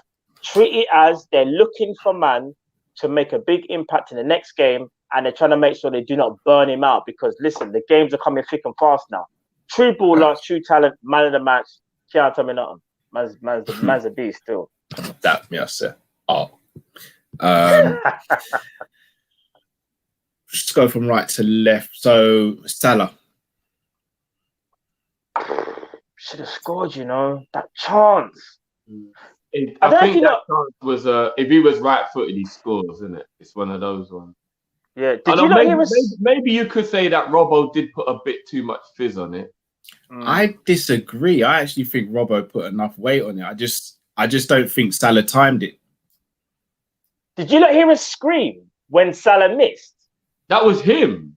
Yeah, that was him. Yeah, he slapped the. I don't know if he slapped the Robbo for the pass or vexed with himself for missing, but he even smacked the pole, bro. The scream was so loud. It was tribal. I was like, what happened to man? I didn't even know Salah had that in him. Bruv, he was so angry. And I thought it can't be someone screaming at Salah. It had to be Salah. But I just heard the scream in it. And I was like, what was that? But then I kind of clocked it was Mo. But he should have scored, though. I'll be real. He should have scored.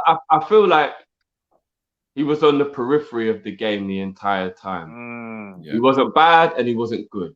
So I'm going to give him a 6.75. Shout out to Conroy. Said, yes, guys, Jones outstanding and scored when needed. Indeed, shout out to Conroy. Oh, yes, how can I forget when we're rating Jones? He took his goal superbly. Yeah, he did. Yeah. Quality finish. How did I forget to talk about his goal, man? And didn't he hit the post as well? No. Did he not hit the post? Did he? After he scored, did he not have another chance where, like, the keeper tipped it onto the post or something? Maybe I can remember. But I'm sure he nearly scored another goal as well. I'm sure he did. Anyway, man like Jones. Justin Boyd, Curtis Jones, future captain. I believe so. One of the few we've got. For me, he's really winning me over with what he's done this season. Shout out to Zakir Hussain as well. Man, them are talking about my decimals. Yo, I love fractions at school still. I can't help it. What are you saying about Curtis Jones, Matt? Sorry, no, Salah, sorry. Salah, bro. The miss from Salah was kind of glaring for me. And he was kind of like not involved as I thought. Here's the thing, I know we're going to get onto Mane in a bit, but they're so like chalk and cheese in the sense of, so Salah's on the periphery and not playing well, but then Mane's the busier out of the two, but not playing well. They're just both not playing, but they're just doing it in different ways. That's how it was today. Mane was busy. Mane was mad busy, trying to get involved. Touches were heavy, looking a bit leggy. There was one where the ball was played to Mane, and I was like, Mane, switch on those burners. Mane had no burners. And I was like, oh my days, please tell me Mane's not in the decline. Please, bro. When he had the chance to run for the ball, he kind of ran, but I just thought he would have beat the defender, and he didn't. And again, sometimes it could be, you don't realise the dogged work they've done maybe in the build-up and where they started, so they're maybe a bit tired.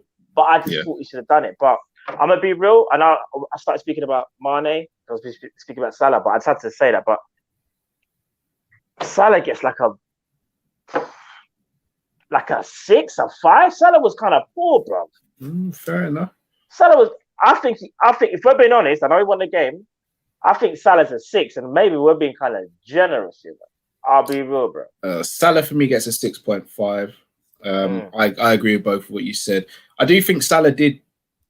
I think he held his position really well for the style that we're going for today. Like, he was very wide right a lot of the time, and obviously drifted into the middle quite a bit. But I think he held his position well a lot this game.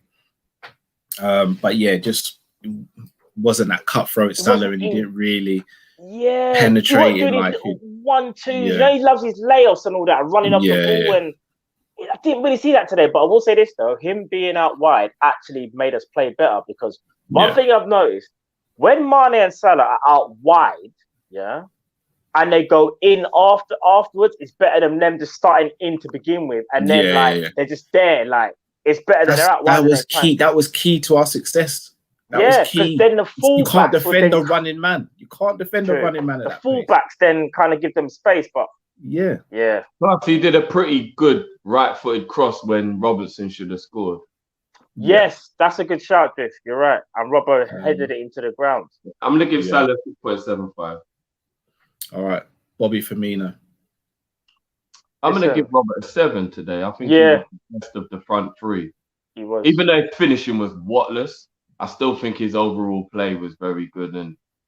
But you know, the only thing that does jar me about him, and we've said this countless times, when he keeps dropping deep, like sometimes we'll be on the counter attack, and like he'll be the one picking the ball up in the centre circle and turning, and I'm thinking, bruv, I beg you get further up the pitch, bruv. You're the striker. And I know we keep saying he's not really a striker. He's whatever, not.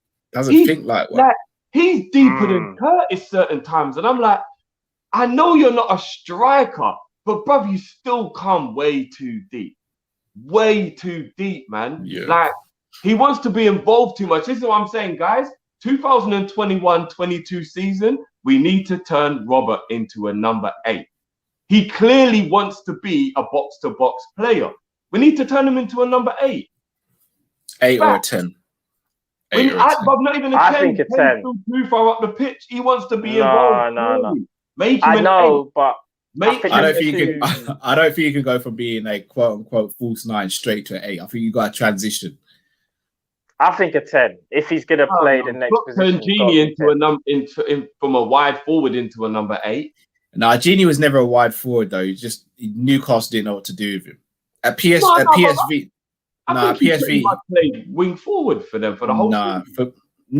For Newcastle, yes, but for PSV and for Holland, he's always been a central midfielder. No, he did play wide for PSV in his last season. It was his earlier PSV days when he was a central midfielder. He did start playing more advanced for them before he went to Newcastle. I know for PSV, I think he might have played 10. I don't think he played wide though. No, he did. But with Ace Genie, he can play a load of different positions. But he did play wide for PSV as well. Musa LSD 21. I think we should start rating the front three based on what they were required to do, their actual jobs to make things easier and simpler. Good shout. Yeah, man. Good shout. I gave Bobby a 7 today. I'm giving him a 7 as well. I think got a goal. Did he get an assist as well? Well, yes, Curtis runs assist. It was an assist, but the goal he did get wasn't a goal. It wasn't his goal. So I think that goes down as an assist as well. So I think he gets 2 assists. Okay, listen, again, his finishing needs some serious work, but his passing in general I felt was okay. His build-up play was very, very good. But it's just, again, when you're considered to be that focal point, and when I say focal point, it doesn't necessarily mean you're the striker, but you're focal to our attack. Your finishing has to be better if you're going to be put in those positions. And you may not be the striker in our system, but if you're going to be, there's going to be times when you have to be the striker just based upon the ball falls to you and you're in a one-on-one situation. Yeah. It means you're the striker, you bury it. Yeah. No excuses. He didn't do that. I'm still going to give him a 7 though. But he's got to really go back to 17, 18 Bobby. I still believe 17, 18 Bobby is not a fluke, you know. I just think that, no, our style of play was different though. We were more chaotic. We were more like, hence why he's gone now. Yeah, true. We were more like, we're just gonna run man down for his lunch every day. That's what we were. We were bully boys back then. I don't feel like he has the same mentality he had then. I don't think we can get that Robert back, to be honest. We had Coutinho though. And no, but he even pulled out the second half of that season when we didn't have Felipe. So. We had an Ox, bro. The Ox kind of different playing style to Coutinho. No, not that season. No, it was the same season, bro. 17-18 when Ox came through. After Coutinho left, it was. Oh, yeah. Ox is running forward, breaking lines, allowed Firmino space. Do you remember there was a counter, Cal? You're going to remember this one. It was a him and Salah thing, and Bobby literally ran nearly the whole length of the pitch. It might have been against. Think. He scored the winner. He scored that. He side-footed it into the top corner, and I think the goalkeeper got the slightest. Brighton. You see them times there, bruv. Man was actually a killer back then. You know. Think of some of the times he scored 2 goals in that game. I'll tell you what the difference is between now and then. Now you'll see like that chance he had today when he tried to square it to one. It was just a silly thing. He should have put his foot through it. But then you look at that game in the Champions League when he got we were already done and dusted, but he got the second goal away at City in the Champions League that 17-18 season when he won the ball of Otamendi and he was bearing down on goal and he just beautifully just curled it round Bravo. Like no panic, nothing. But there was no other option for him. No, but the point is that if it was now, he would have still hesitated and waited for like support or something. But back then, he was just more like, even the goal he scored against Man City where he dinked it over Edison. Yeah, I was about to say when he bodied John Stones. Oh, that goal right there, goodness me. Them ones there, bro. When that goal went in. Where is that? That's why he's Robert now, because that was Bobby. Now he's Roberting up the place, bro. Like he's a momentum, innit? It's momentum. It's confidence as well, you know. James Redmond 17 Bobby, who turned on the edge of the box against Arsenal and packed it from 22 yards into the top corner. Where's that Bobby gone? No, that was 15-16. Whichever one it was. Where's that Bobby gone? Basically, it was this old school Bobby, innit? That was when he actually had a foot in his sock. Now man's got a pillow in there, bro. James Redmond TV, make sure you smash the damn likes, people. We just want to got a clean sheet, for God's sake. Yes, people, smash the like. Let me go. Had over 1,000 of you in here. Let me see how many likes you're on. Don't let me down, people, when I go and share. Please don't let me down. Trust me. Maybe at least 600, you know. I'm not even joking. Less than 500 likes. Come on, guys. We can do better. Come on, man. Like, over 1,000 in the chat, you can't press one button. Come on, and especially for our first winning clean sheet in a minute, man. Come on, people. You can press one button. You know? Mane. That Bobby goal against Stoke, 16-17. Real talk, Abdus. Remember that? Oh, the ball played over the top. That's when we won in injury time. We won in late in the game. Half volleyed that from about 30 yards. Man took off the top in it, and I think if I remember, he done the pose like, "Hey, Bobby, listen." You know what? I think you've got to look at playing styles going with hairstyles. Right now, his hairstyle is so boring. Like, you know what? I saw a picture of him after a game and he just had regular cut jeans and a bomber jacket. And I'm like, this ain't Bobby. This isn't Bobby. I'm used to Bobby wearing spray on jeans, little earring, man's on a madness samurai hairstyle. I'm not gonna lie, that Bobby was a bit too. No, you know what? That Bobby had swag, bruv, and it was oozing on the pitch. No, but the jeans and they cut off the circulation, now, bruv. Like, man's got like man's just fully in dad mode now, bruv. Now allow that, bruv. Allow that, man. I want samurai haircuts and mohawks. Different. I'm not gonna lie. I couldn't pull that off, but that Bobby swag was different. When he wore the gold blazer, I didn't agree with it. I'm not even saying it was good. I was like, shut up. Yeah, my number 9. Yeah. He's lost his sauce, bruv. He's fully lost his sauce. He's gone from the peri Nando's. You can only get it in certain supermarket sauce. So now man's just a home brand Aldi thing, bro. Even his celebrations, remember every celebration was something mad as well. Remember when he scored against Hoffenheim and he dropped the shorts down a little bit and did the little yeah. I was like, yeah. He's lost his swag. He's lost everything, bro. I don't know what's going on, bro. Remember the goal against and just took his soul or something. Against Palace where he dinked it was in the greenish type. Yeah, and he dinked it. And then did the little yeah, but that was Bobby though. Yeah, I don't know, man. He's not the same, man. He's not the same. Still quality. Flashbacks about Bobby. Over, you know, bro. Mane, what are we giving Mane? All right, Mane was. I'll be real. I'm gonna rip off the band-aid that some people might want to do. Mane was not great. He was kind of pooing. Mane was poo, bro. See, for me, as you said before, I think the way to weigh it up, and I know people always think I'm just Tried harder, but anymore. He like you said, he was doing what Salah wasn't, and Salah was doing what Mane wasn't. And like, there's a difference. So Salah wasn't really involved in the game, but like he had better moments when he did get involved. Whereas Mane had quite poor moments when he should have done better, but he was involved for the whole game. So I'm going to give him a 6.75 the same way I gave Salah, because I think they were just bad and good at different things in the same way. Do you get what I mean? And even though he was offside, he took his goal well. I know he was offside, but he took his goal well. It doesn't count, but he still took the goal well. I'm going to give him a 6.75.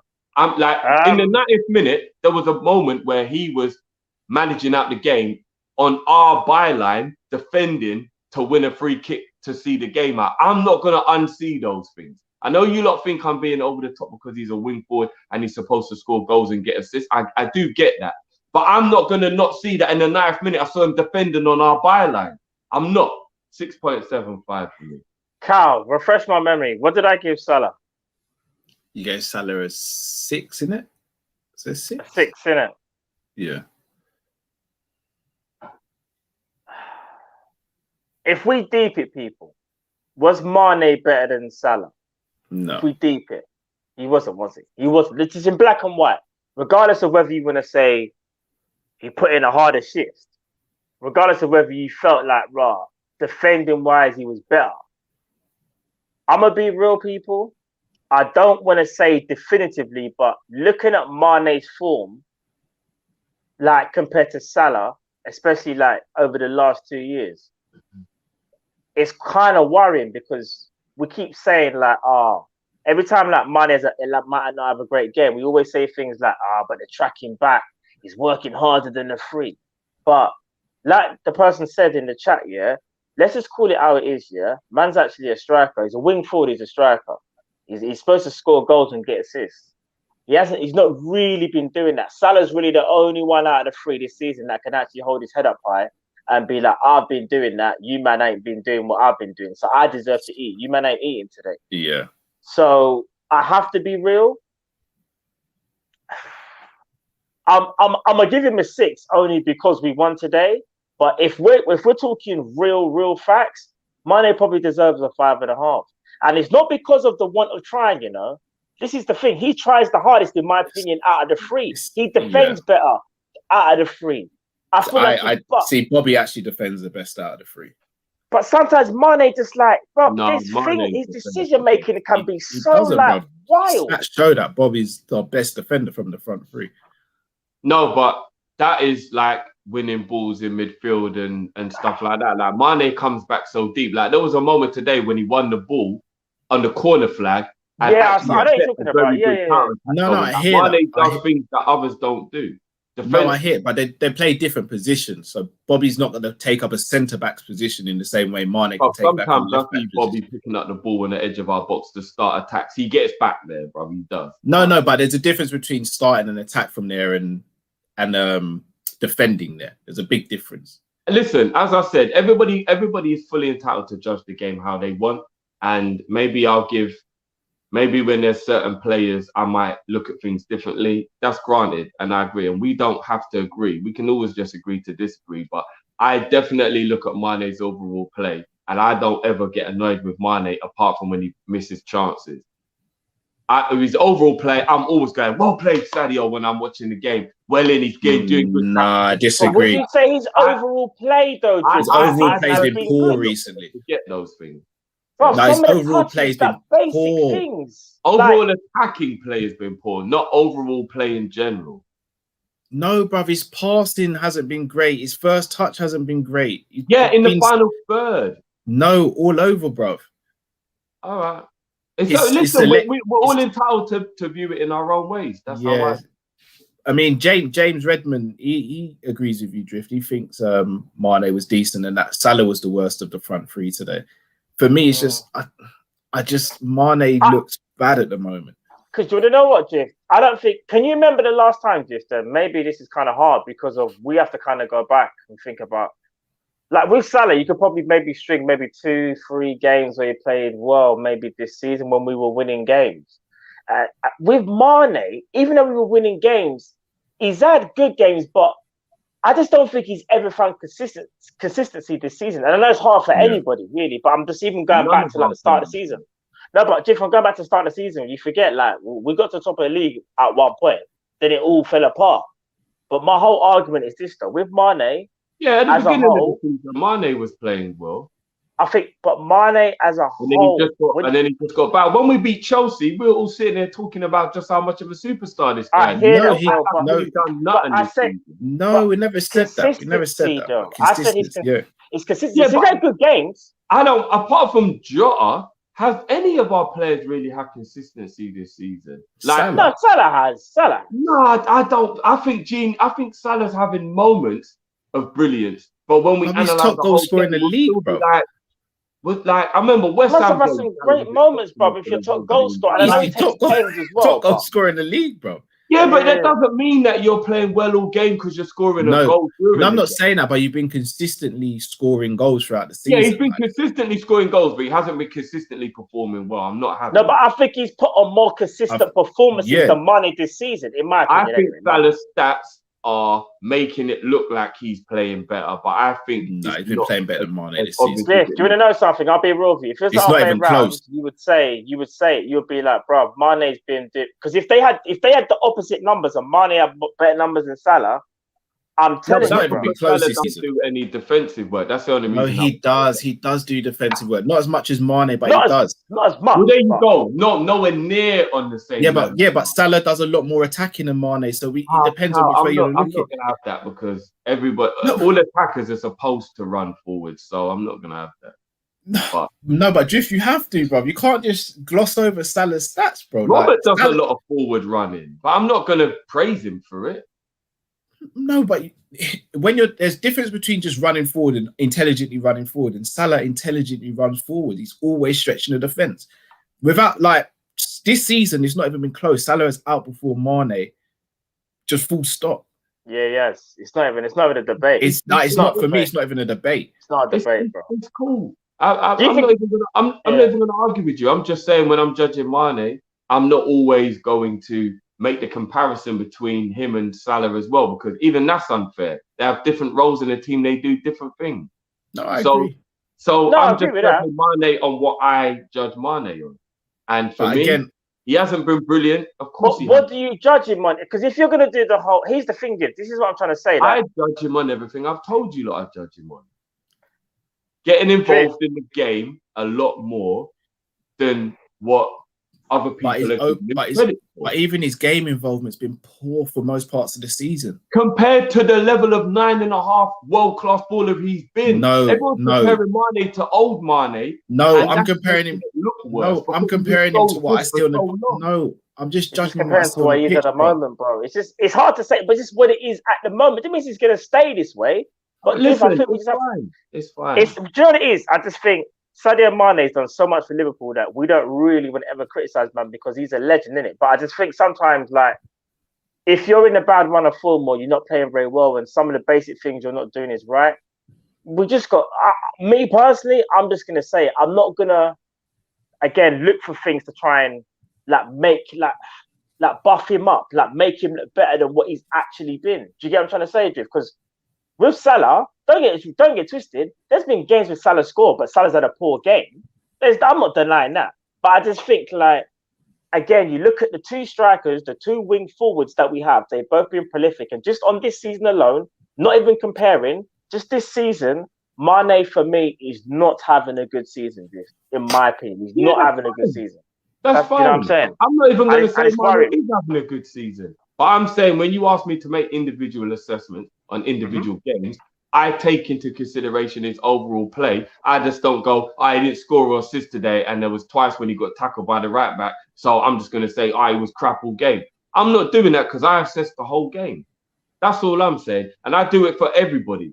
People can say what they want. I do it for everybody. It's the reason why I see things about Jones and everyone's cussing them but this, I do it for Genie. I do it for all the players. I've even done it for Robert. I've stuck up for him so many times this season when everyone's grilling him. I'm like, nah, do you know what? Let's hold back going that far. Yeah, he's crap in front of goal, but at least he's done this. At least he's done that. I'm trying to keep level amongst all of it. I'm not just only saying it about Mane for the whole season. I'm trying to just keep it across the board. The only person I ban it all the time is Adrian, and that's just because I just, you know what I mean, it is what it is.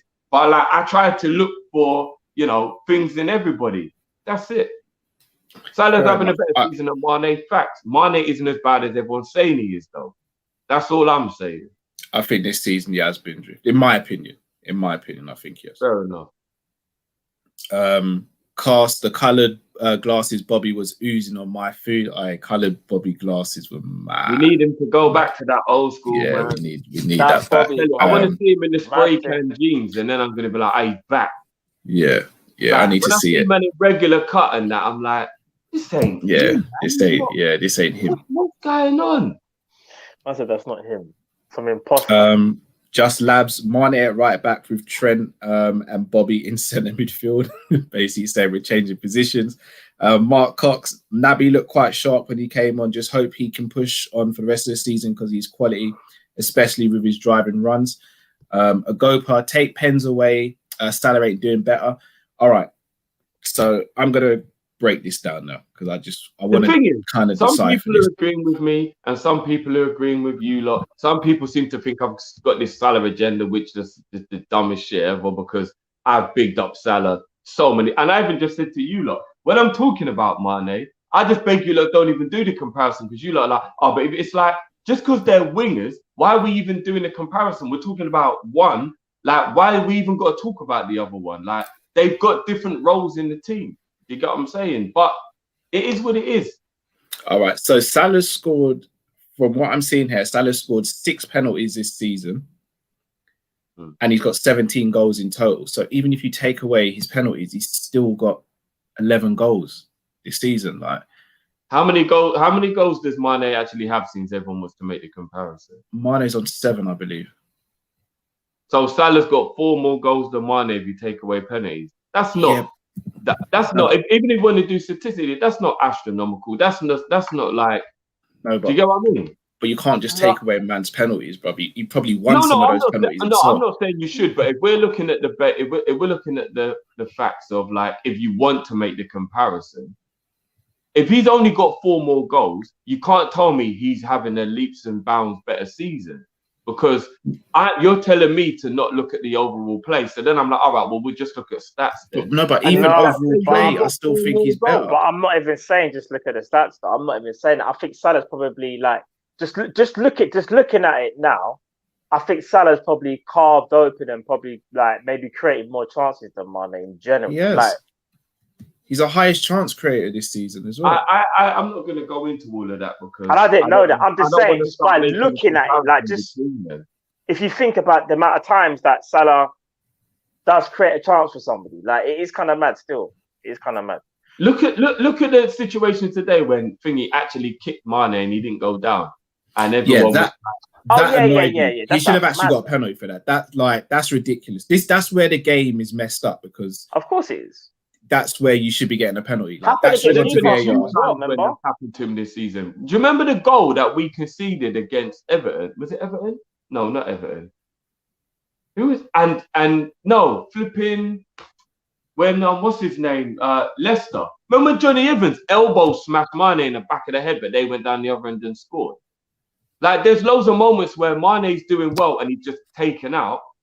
And then, like, nothing's really happened from it. And that's happened to Salah as well, bro. No, but that's he's happened to Salah as well. He's still doing stuff. He's just not anywhere near as good as he's been. That's what the problem is. His standard was so high that now it really makes him look bad that he's not on the level that he was on because he was so good. But I still don't think everyone could just go, it's just been crap all season. I think that's being disingenuous. I think I'd say 75% of the season, I don't think he's been good. In my opinion, I don't want to keep making a comparison between the two. Musa LFC says, based on how good we think our front three are, they haven't been great this season. That's just the real of it. That's why we've been questioning them. Fully agree. Fully agree. Ace in Industries, sad we can't even rotate the front three when form is dead. Fully agree. We need Jota back ASAP for that. He's not injured or something or ill or something. Troy M, who's holding tight, I hope. Who's holding tighter to hope? Klopp on Bobby's form, returning or Mane to his hairline. That's a harsh one still. You know what? When that hairline fully grows through, by the start of next season, when he can like get trims and that, and it'll be back. We'll see Sadio back. We'll see it. Sly Ross, has Bobby been the same since he was baptized? I don't know. I mean, it's a question you'd have to ask Bobby. The worldwide baller. You lot noticed we play a 3-5-2 possession today. Trent made it a back three, man of the match. So I'm saying I don't think we weren't 4-3-3 today. We were fluid today. What Liverpool that's what we're about. Yeah. We're fluid today. What's our rating for Klopp? All right, listen, man. Oh, what we move it? We're not going to do the substitute. I mean, who came on today? Milner, Naby. Milner played about 25 minutes. I think that's enough to get a rating. Did he play that long? Yeah, I'm sure Jones came off about the 65th minute, didn't he? Was it? I mean, I double check. I'm sure he did.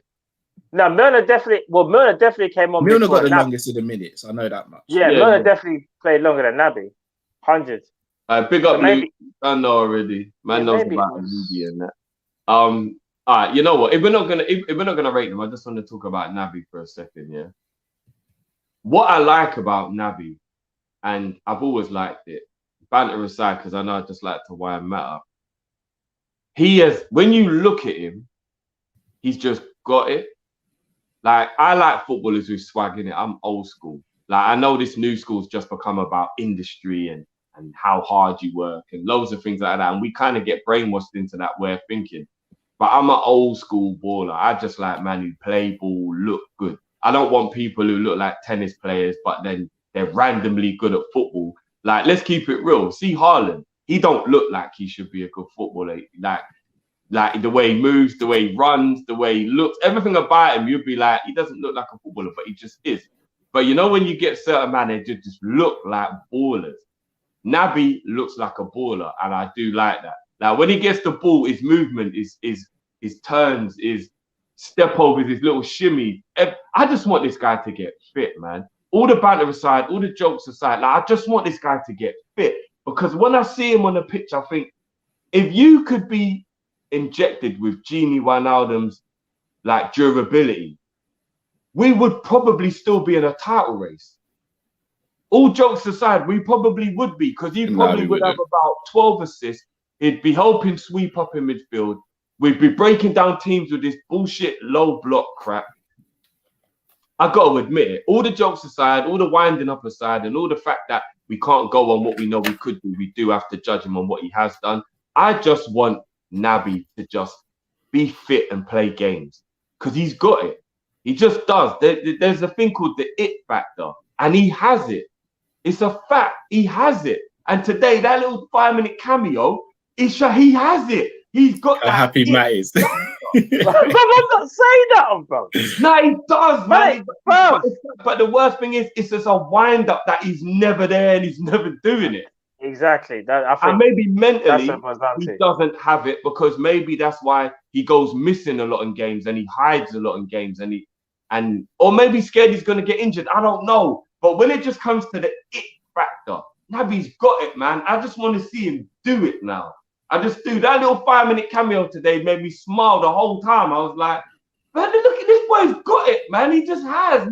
Why don't we see this every week, man? It's a wind-up. So that was just what I Speaking of Naby, Sly Ross said Naby gave Costas and Davies the keys to the basement. Let me listen. I don't want to. Milner, sorry, just to cut you, man. Milner came on in the 76th minute, so he played 14 minutes. For some reason, it was 5 minutes. He still got 20 minutes. He was on a pitch for a decent amount of time, anyway. I just want to. I'll be quick about Naby because it's kind of long in it. Because I don't really want to go into a whole big speech, and everyone knows what I think about Naby anyway. Do you know what I mean? Might look like a proud dad. All I'm gonna say is this one statement. Finally, Naby Keita has come out the basement. That's what I'm gonna say, bro. That's what I'm gonna say. I bet he stays out the basement. That's what I'm We gonna could say. do with some Naby for these last 12 games or whatever it is, man. Man could just smell it. So I want to clear this up. So There's no shower down there. You sure that's what you're smelling? Exactly, bro. I just want to clear this up. The reason why I said when Drift said that if Naby had Genie's fitness, that we'd still be in a title race. The reason I disagreed with that, nothing to do with Naby. We ain't got no defense.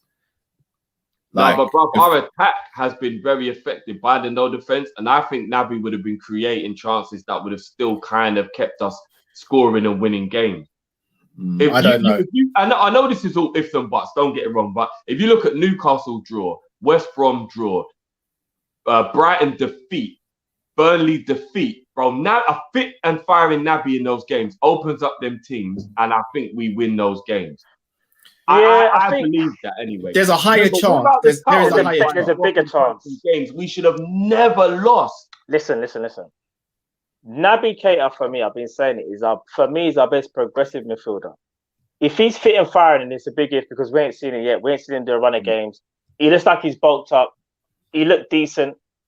For me, it's just about a run of games now, just to show everyone what you can do because we're all frustrated with him. It's one of them things where it's like we see the talent, but you're not playing. And that's the most frustrating thing as a footballer. And as a fan as well, to know that someone's got it, but they just can't play in it. So, listen, the way this man can just glide on the ball, it's a mazza, you know. You see when he done that little step over and just drop a shoulder and was just done. Like, he was just gone. No one ain't doing that, you know. Like, no one in our team's doing that. Like, that for me was so refreshing to see. When was the last time you lot saw a Liverpool midfielder in midfield do a step over, drop a shoulder and just glide? I know the end part wasn't that great. No, Thiago's done it a couple times. He has, but I'm talking about whenever Naby plays, he normally does something like that. Like normally. Do you get what I'm trying to say? I'm just thinking about games like when Aston Villa sat in deep at the end of last season and Naby made that pass to Mane. And I'm thinking if Naby had been playing in these games, he probably creates a winning opportunity against Newcastle, against West Brom, against Burnley, and we don't lose those games. We haven't been losing games. Take the Everton loss out and take the Man City loss out. We've been losing to teams where you're like, how is this even happening? And I think you put Naby in that midfield, it also brings the best out of Thiago as well. So I'm just saying, if I feel like if Naby can actually get form, get fit and play for the rest of the season, it could actually be very, very different how this season ends. That's all I'm saying. Fair enough. What are you saying, Cal? No. No, speak up, bro. You like you got something on your mind, bro. No, I ain't, but I don't want to get drawn out, bro. Pussy.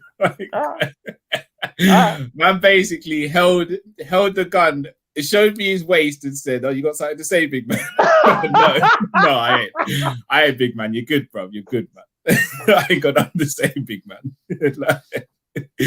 No, I'm good.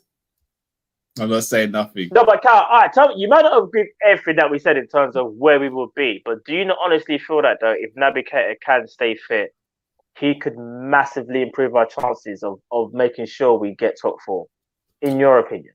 All right, so this is my stance on Naby Keita. All jokes aside. Yeah.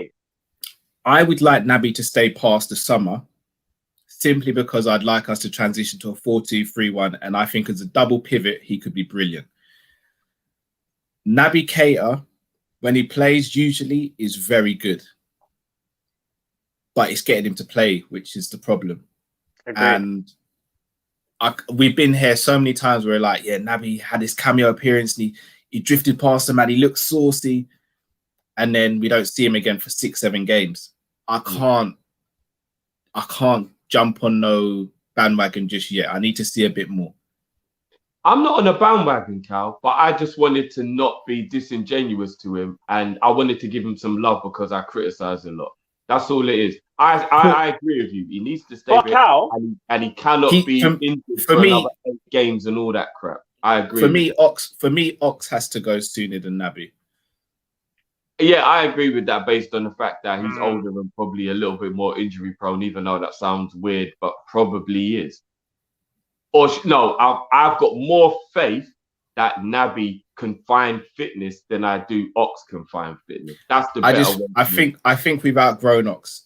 And again, this is purely on my mind, thinking that Klopp wants to transition to a 4-2-3-1 next season. Ox can't play in the double pivot, and for me, he can't play as a 10. In a 4-2-3-1, I think Ox can play in that role because I still think that role involves coming a bit deeper and then running with the ball. See, I feel like tactically he's not astute in terms of some of the others. I don't think he's. I could be wrong here. Maybe I'm doing a disservice, but I think in the 2 you have to be very disciplined. And I've seen Naby do it at Leipzig where they played that 4-2-2. Whereas with Ox, I don't think I've seen him in a 2, like off the top of my head. No. And again, maybe Klopp would look at that and go, have I got time to kind of make him learn that position, or am I going to use players that I know that can play it already? I think that's what he may think with Ox personally. If we can get money, I don't see him. I'll make my peace with it, as upsetting as it'll be, because I really like him. I'll make my peace with it. In my dream, we got 20 mil for him. Well, it's a shame because let's be real. And again, you can say this with any player, like they don't get injured, because it's like saying with Naby, it's like saying with Harry Kewell, Daniel Sturridge, or whatever, like wherever player you want to pick. But let's be real, 17-18 Ox had great moments because he found some form. He found a club that fitted him. He found a club that actually fitted his playing style. And at that time, we were just that mad, rampant Liverpool where we used to just run at everyone and be like, if you knock us out, cool. But we're going to do a corner in it. We're just going to come straight out, old school corner, and we'll just literally give you that one bag. Man ain't got time for no nonsense. That's what we used to do, innit? We didn't have time for the nonsense. Biggs 1871, and Naby the Messiah. He needs a full MOT. Monster Ahmed, just echoing what you said. Ox started so well in his LFC career until the Roma injury. Look, Ox even played in parts last season. He played well in parts last season as well. It's just he did. But we can't have any passengers going forward anymore. No, that's true. We can't. But I still stand by. He's lost his dribbling ability. Yeah, like if we had Man City's wealth, then having players like Ox, Naby, Matip, it's not an issue. It's actually not an issue. Look how long they held on to Company for. Yeah, it wouldn't be an issue. But in the way we're set up as a club, we can't have passengers. We just can't. And I don't even mean passenger in a rude way. I'm just saying in terms of fitness and stuff, we can't have those players. We can't accommodate too many of them. I said this. Sorry, I got to bring something up, Cal. Cass says, send Ox to West Ham. Ox and Lingard will be making the London Stadium into Ibiza. Yeah? Listen, I said this. Didn't I say I could see Ox going went? But I'm telling you from now, if Ox goes to West Ham, him and Lingard, they play a 4-3-2-1. Maybe like 2 inside forwards, Ox and Lingard. They might do an IB for madness. Stay at West Ham, though, bro. You don't even know. What's that? Lingard might not stay at West Ham. We don't even know if he's he needs to stay there because he's playing some of the best football he's played in years. Yeah, he needs a whole. Sly Ross makes a good point. If both left, Ox will be remembered more fondly. I agree with that. I still believe Ox has had a better Liverpool career. That's a fact.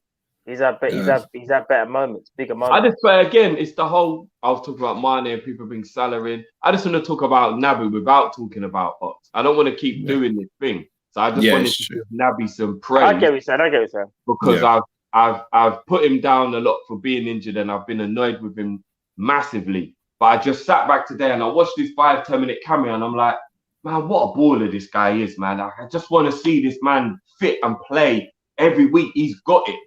That swag, like I said, I know people don't really think that counts for something, but I do. I'm old school, man. There's something about a kid when he's just got it and you're like, yeah, I like the cut of your jib, mate.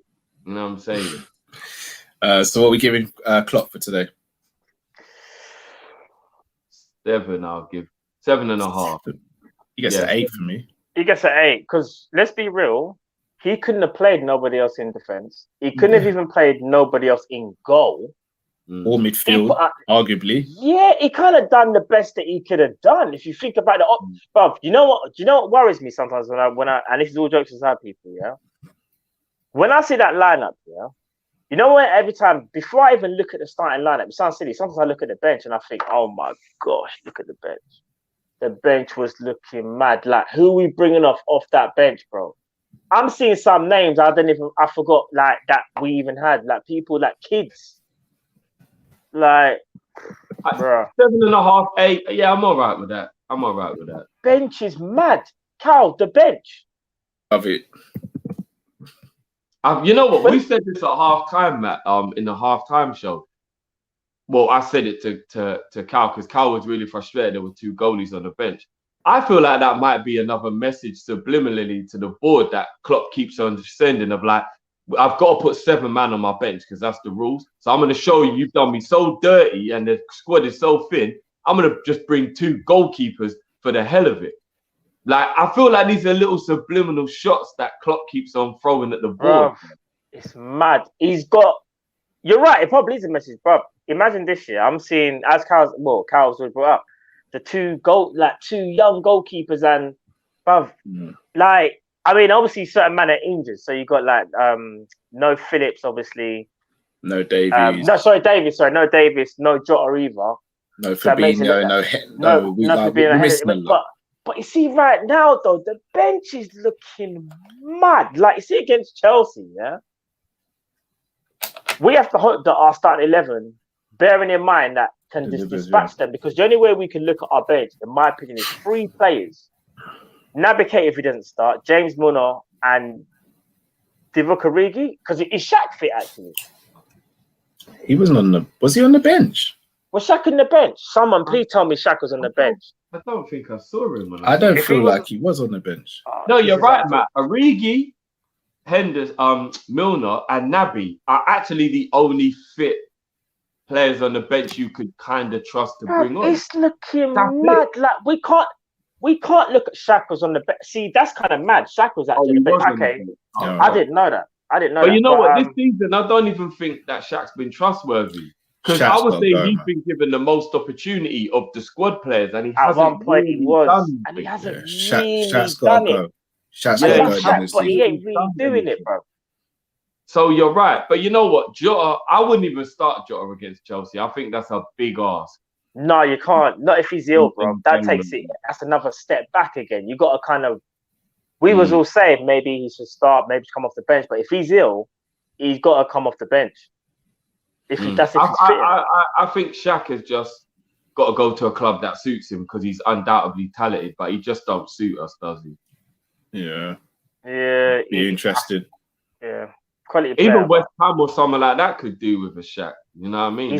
His best position's a 10. You know, he screams 10 all day. Or he plays 10 that don't rely on pace. He can play in the front 3 for a team that don't rely on pace. Do you get what I mean? Again, how many of those teams are out there? Listen, I can't even be asked to think. What about we just help West Ham? Yeah, Lingard on the right, Ox on the left, and Shaq through the middle, Antonio up top. It can work for. It'll probably work. Shaq feeding Antonio all day and Lingard in there, man. It'll probably work, you know. Probably. I like Shaq though.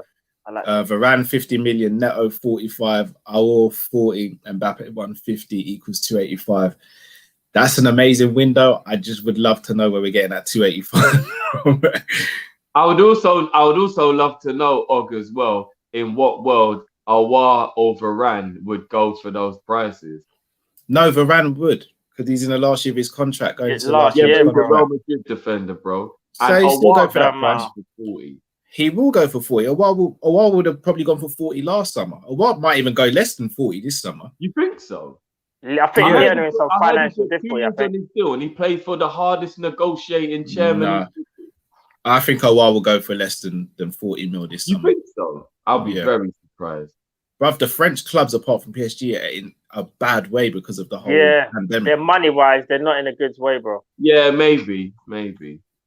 I'll still be quite surprised if Aouar goes for that cheap, though. And I actually don't think Mbappe will. I don't actually know what's going to happen with Mbappe. I got to be honest. After hearing Mbappe don't want to play as a striker, I want Haaland or Martinez. Do you? Yeah, we got Jota and Mane for the left wing. But how about we get him in and we solve that problem later? Nah, man. I want to solve the problems we actually have now, rather than creating new problems. I just want what we need. Klopp asks for Varane. FSG say you have Billy the Kid. Yeah, jeez. Don't even. We'll speak about FSG tomorrow. Guys, do send in your 90-second viewers review to us. Send it to us on Instagram, Facebook, or our team Kop-Ish at gmail.com email. So please send those in. How are we filming those, guys? Landscape. Preferably the landscape. email. Preferably email. Yeah. Yes, preferably email. If you can send them an email, that'd be really helpful. So please do that. We're going to be back tomorrow around 7ish for the Monday Night Live show, as we always are. If you have any questions or things that you want us to discuss, do let us know as well. And we'll add those to the topics. Hold on, another one here. So Khalil, Varane, Nehus, and Neto, Haaland, 220. That Nehus guy. Yeah. Nehus is techie. I'm not gonna lie. He is techie, bro. He is techie. He's techie. Mad techie. But yeah, I mean that summer. I mean, again, if Genie stays, I'd be all right not getting another midfielder this summer. If I'm gonna be honest, I'd still want a war if we could do it, because I would love us to have an actual ball carrying, attacking midfielder.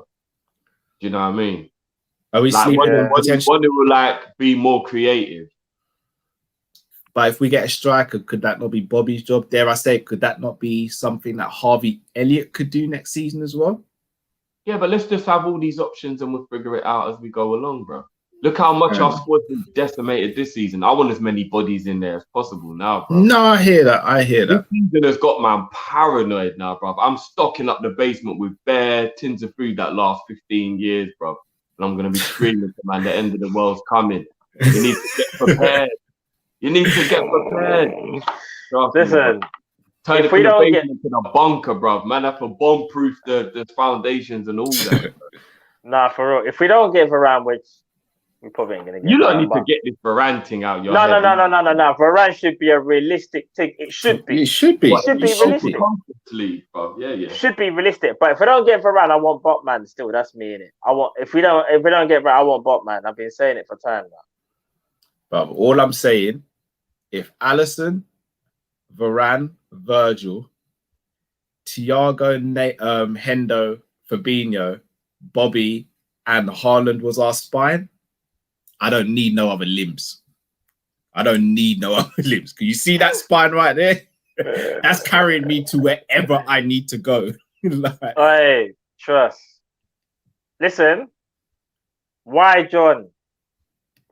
Listen. I know, Cal. I know you badly want Neto. I'm not here to fight with you. I don't want Neto. I need Neto. And I'm not here to fight with KG either, because I've been talking about his boy for far too long. Yeah, you have been still. And when it comes to like me and him are cool in it, Lakers and all that, but I'm gonna say it quietly. Rafinha is a baller. He told you that's his sister, brother, and you continue to push Keep the battle. No. This is Rafinha, bro. He put his hand on your shoulder last time, remember? And he said, "Oh, by the way." Nah, KG, don't let them do that to you, bro. I rate Rafinha, but Neto for me. As I said, my ideal window would be a goalkeeper, Varane, Neto, and a striker. See, I want everything you want, but I would prefer Rafinha over Neto. That's just me, though. That's just me. I just gotta keep it real. I just gotta keep it real. If we should be putting Jota as our front forward down the middle, and we should be getting two wide men, and then we get Neto and we get Rafinha. But you know what, Carl? I just realized I've just done something that I said to you the other day that we've been doing. Why does it have to be either or? No, seriously, like it should be. We should get both. No, the reason I say that because we've already got Salah. We've got Salah in it. We're not going to have Neto, Rafinha, and Salah vying for one position, and I don't think Neto can play left. Neto can play left though. Neto can play left. He plays left a lot, you know. Yeah, bruv, Neto can float, bruv. You don't see what Neto's like. Neto Neto's like a Neto rotating with Mane, Rafinha, rotating with Salah. Where he feels like he goes where it takes him, bruv. Neto can play left. Listen. I'm not gonna argue. If we get both, I'm not gonna argue. No, but Carl, here's Look the thing. how bare we've been this season. Matt's right. We need to stop thinking either or and just be like, we just need to have a squad so full of players. We never get this problem ever again. I hear you. But this is what I'm saying, yeah. Let's say we get Haaland. Haaland's our number 9 in it. That's never happened, bro. No, but I'm just giving an example. For argument's sake, yeah. And then on the wings, you've got Jota, Mane, Neto, and Salah. And then Jota can still fill in as a number 9 as well. And then you can interchange all of those. I think those five players for those 3 positions, I think is more than enough. But I'll Rafinha, bro. I'm not, bro. We're going to live in this fantasy world. I'll switch it on you and I'll say, no, Jota stays down the middle as the alternative to Haaland. Rafinha and Neto were the backups to Mane and Salah or either or. We turn Bobby into a number 8 and then we move. Or a 10. Simple. Yeah, and we move, bro. It's that simple, bro. I don't dislike that idea at all. And then you know what we do? We win FA Cup and League Cup as well as trying to win the league in the Championship. But this is what I've been screaming. I want multiple trophy attempts next season. I don't just want and the only way we can do that is if we have a big squad. Because listen, I'll be real with you. Dare I say, I know he's doing well on loan, but let's say, for example, Minamino left and Shaq left, yeah? That's 2 spaces for the wings, isn't it? That's 2 spaces, theoretically. Yeah. That's Rafinha and Neto. We need a striker. I know Drift might not like me saying it, but I think Divock Origi is probably going to leave because he's not getting first-team football anyway. So he's probably going to leave. So let's say, that's maybe that's Haaland, as you said. Let's just say Haaland comes in or whatever. That's Haaland. I wasn't so shady. It wasn't meant to be. Anyway. Yeah, go on, man. Finish what you're saying. But hear me out quickly. So Haaland and Jota down the middle, yeah, as you said. Yeah. But I've obviously gotten rid of 2 players, so they can't even. And when I say they, you know what I'm talking about. They cannot use the excuse of like, I don't know, we're fully stacked. Because if you want to improve your squad, you can, if you want to, move on Minamino for something better. If you wanted to, you could move on Shaq for something better if you wanted to. And just like Divock Origi, that is 3 spaces. It's free in, free out. It is that simple. And don't forget, you're going to get rid of other people as well. Matip might potentially leave because of injuries. You've got Oxlade-Chamberlain who potentially might leave. They might even get rid of Naby. Like, there's so many possibilities that Liverpool could look at. And I'm sorry, we have to get both of them. If we get one, I'm happy, but it should be a both thing. Should be both, man. You've sold it. Both of you have sold it. If not, we're going to come back to the same conversation next season where we go, yeah. See how we got Jota at the start of the summer? And we were all like, finally, we got a winger. And then we've had a madness. And look what happened. It feels like Jota hasn't even... Yeah. You know what I mean? And if you're talking on a realistic level, but still dreaming a little bit, Rafinha 50, Neto 50, Awar 40, from what you lot are saying, 30 for Bot, 30 for Botman, and then that is everything we need. Awar, Neto, Rafinha, Botman. They are very realistic, not being we need a striker. We need a striker. But you know, we do. But if we made Jota an actual striker, and then if Robert has to play there for certain times, no, I don't want to see Bobby at 9 anymore, bro. All right, Cal. The reason why I'm saying this, even though I totally agree we need a striker, the striker for me is the position that's going to cost the type of money we're never going to get FSG to spend. Even when you're saying Martinez, bro, you know how much that would cost. Like, we need it, bro. No, but bro, FSG are never going to give us 100 million for one player. No, but that's the problem. They're not. No, but bro. we need it though. We need it. Like Drift, if the boiler goes, bro, we know that's going to be a couple grand to replace it. But we need a boiler, bro. Yeah, but I would. But no, we do. 100%. I know what you're saying. He's just saying realistically to the fullest. He's saying I can deal with using pots and pans to warm up the bath. No. That's what we're doing. That's what we're doing now. No, bro. That's what we're doing now, bro. No, but I don't think Jota down the middle is as bad as Robert down the middle. I think Jota down the middle will probably still get quite a lot of goals. Yeah, but would he get as many goals as Haaland or Martinez? No, but we're not going to get Haaland money, bruv. Let's be honest. But that's what I want that now, bruv. I need that now. No, but I'm trying to be realistic here, innit? Yeah, but bruv, there is no such thing as realistic anymore. Matt, bro, how much because- will Lautaro cost us? Realistically, he's already gone on record and said that he looks like he wants to sign a new deal because the Oh, Barcelona man. move failed. So I'll be real. If you want to get Lautaro, they wanted 100 and what was it, 110, I think his buyout was. So you're looking around. I know they're in a pandemic. Probably have to fork out about 80. So, Cal, where do we get that money from? About 80, 75. Them man who own the club have got to do it, innit? I'm just saying. No, I'm gonna be real with you. Look, I'm saying we're doing it again. We're moving pegs around to accommodate because we don't have the funding there or however we want to spin it. No, we need a striker. Please, let's go and get a striker. I don't want to be, with all due respect, I love Jota. I've got nothing against Jota. And yes, I know he scored a hat-trick against Atalanta playing as a striker, but they were more fluid just as opposed to him just being a striker. But yes, it worked in that game. But is it going to work for a whole season? Because that's not his natural position. Jota's not a natural striker. Yeah, I hear that. I want a natural striker, bro. Harry Kane then, but he's going to cost an arm and a leg, bro. That's Yes, even but- more realistic than any of the others. I will probably have to, and Klopp would have to, not even Klopp, Michael Edwards will probably have to take Daniel Levy down to Blackpool, and it wouldn't be donuts, fam. Man would have to hold man at gunpoint and be like, But listen. if our summer was what I said on a realistic level, would you be all right with it? I'd live with it. I'll be cool with it. I'd know that there's still a glaring thing of we ain't got a striker, but if you said to me, we're going to get all of our other top targets, but Jota is our striker for next season, or with Firmino, I'll put up with it still. But the only problem is that it could come back to bite us. That's the only Yes, because thing if Jota gets an injury, then we're back to false nine again with a player who rarely gets goals at the rate we need him to. All right, Cal, let's just be realistic for 1 second. Let's literally for 1 second. Who do you honestly see Liverpool buying just as a striker? No, let's not talk about other players. Sorry, other positions as a striker. Who do you realistically think Liverpool will go for this summer? I think we'll go for someone like Daka. So would that not be more annoying to you though? Of course, I'll be annoyed by it. So let's just try and at least get my. So would you rather, would you rather go and get the majority of the other signings or go get Patson Daka? Well, should I be real with you? I'm done negotiating now, innit? I am. I've negotiated for how many years? For 10 years I've negotiated.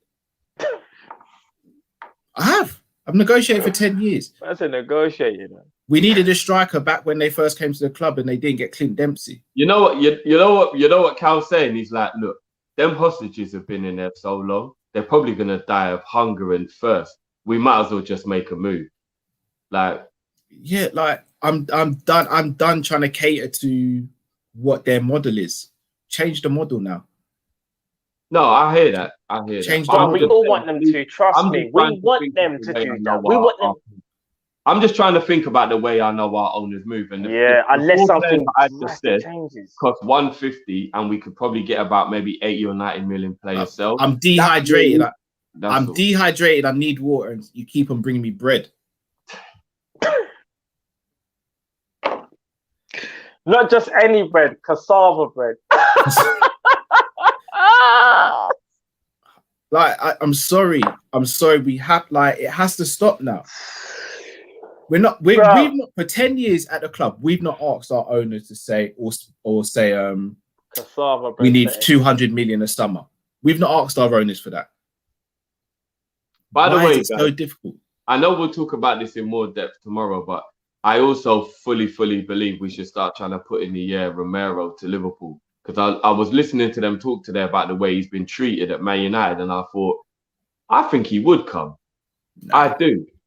He'll go Everton. No, I think he would come. He knows Alisson does get quite a few injuries. If Klopp promises him all the cup games and he still remains at a club that's at the very, very top level, so he'll still be getting opportunities to win big trophies, I think we could persuade Romero to come Liverpool.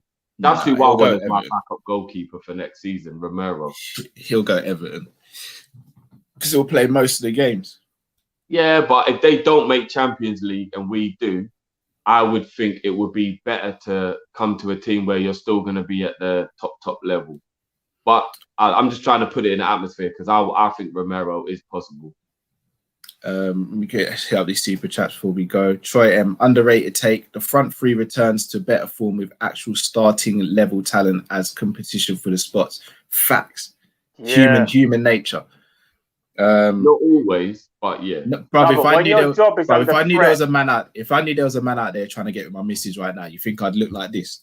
No, I hear that. No, I hear that. But look at Martial for an example. Martial's best seasons at Man United have all been when there's been no one trying to take his spot. Not everybody plays well because he's got weak mentality, bro. No, but I'm just saying, not everybody likes the pressure of somebody taking their spot. That's all I'm saying. Ace in Industries, Daka or Zapata is an FSG signing that Klopp can use. That's what I mean. I'll take Zapata over Daka though. All day. Them brothers there, you know. Imran says Verratti, I swear he's free at the end of the season. Nah, he's not. Verratti's not free at the end of the season. Don't think so. If Verratti was free, there'll be a whole heap of yeah, there'd be a long queue for that, brother. Not just but that. If you're right, then fair play. Where would we fit Verratti in? Bro, we'd find somewhere, bro. We'll find a space. It's Verratti. Yeah, but it's one of them ones sometimes you've got to be a bit more. Not we just need players. Verratti and Thiago, you can't ask one of them to hold bench. You can't. No, bro. I'll say this though. We keep saying. Sorry. Wait. Yeah, I was gonna say. Did Gundogan not have to hold bench for a good little while? For time drift. No, but first of all, it was a little bit different because Gundogan was trying to revive his career at that point. Remember, like he had been through quite a few bad injuries and he was trying to get his career back on track. Rodri had to stay on the bench. They offer the type of wages where a certain man will reconsider the bench option. We're not going to do that, though, are we? No, bruv, that's what I'm saying. That's our competition, innit? No, it is, but you've still got to think about it. We're not going to go drop 200 grand a week for Verratti and go, oh yeah, and you got a whole bench. This is the problem. We've been conditioned, fam. No, that right there is something where I'm not even going to try and argue. All right, let me give it. I'll give you a realistic scenario. If for whatever reason Naby Keita was to go and Oxlade-Chamberlain, why could we not go for someone like Verratti to come into that squad? And why does Verratti have to play every single week? He doesn't play the same position as those two, does he? So he plays in a double pivot. Yeah, but I personally don't think Ox or Keita are really double pivot players. No, Keita is, but not Ox. Keita definitely is a double pivot, man. Yeah, maybe. Keita done it at Leipzig. Yeah, that's Keita's bread and butter, bro. That's why it's taking so long to adapt to 4-3-3. When it comes to young players like Rafinha and Neto, I think you can definitely get their man to hold bench and then earn their place and stuff. But when you've got Hendo, Fabinho, and Thiago, that are all your double pivot players at the moment, and then you bring in Verratti, it's a big ask to ask two of those four to sit on the bench. No. But I'm just saying, rotate, bro. This is how I look at it, yeah? At one point, rotation money, but hear that though. At one point, Man City had Bernardo Silva, David Silva, Kevin De Bruyne, Gundogan, Fernandinho, and I think there's someone else I'm missing out as well. But we're not City. We don't have that money, bro. It's not. But here's the thing, yeah. Look, should we get into this more tomorrow? Yeah. Go on. Verratti can come into the squad 100%. So Khalil Hassan, striker, Haaland, Jota left wing, Mane, Jota, strikers, Haaland and Jota left wing, Mane, Neto right wing, Mo and Elliott. That could work. Gangan deep. Realistically, we'd probably be looking at players like Daka, Andre Silva, and Gerard Moreno from Villarreal. I think so, but again, it's the whole I want ready-made now, innit? Yeah. Like if I go to Morley's, they don't give me the raw ingredients. Like they give me the cooked food. Like I want the now, innit? I want the now. Sly Ross, don't get too excited. It's FSG in a pandemic. Very true. Troy M, if we get Champions League, I think FSG get the striker we need. Nike will want a marquee signing to help drive sales. Again, even this Nike stuff, I'll believe it when I see it, man. I'll believe when I see it. Man, I ain't seen one advert with Drake, one advert with LeBron. I ain't seen nothing. I ain't seen Jack. Serena Williams, all these people. They can't do it right now, though. That's true. No, you can. You can. We still That is stream and stuff. You can still film. There's Yeah, but editors they're out not there. trying to do that properly, innit? Like if they're FFG gonna do will an literally- advert that's got their money in, they'd want to bring Come them on, to man. Anfield and all There's, that. bruv, there's editors out there who can make it look like they've been there.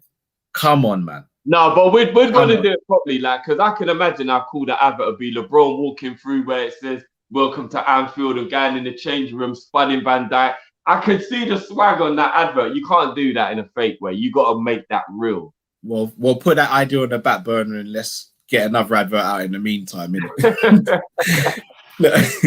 I'm done making.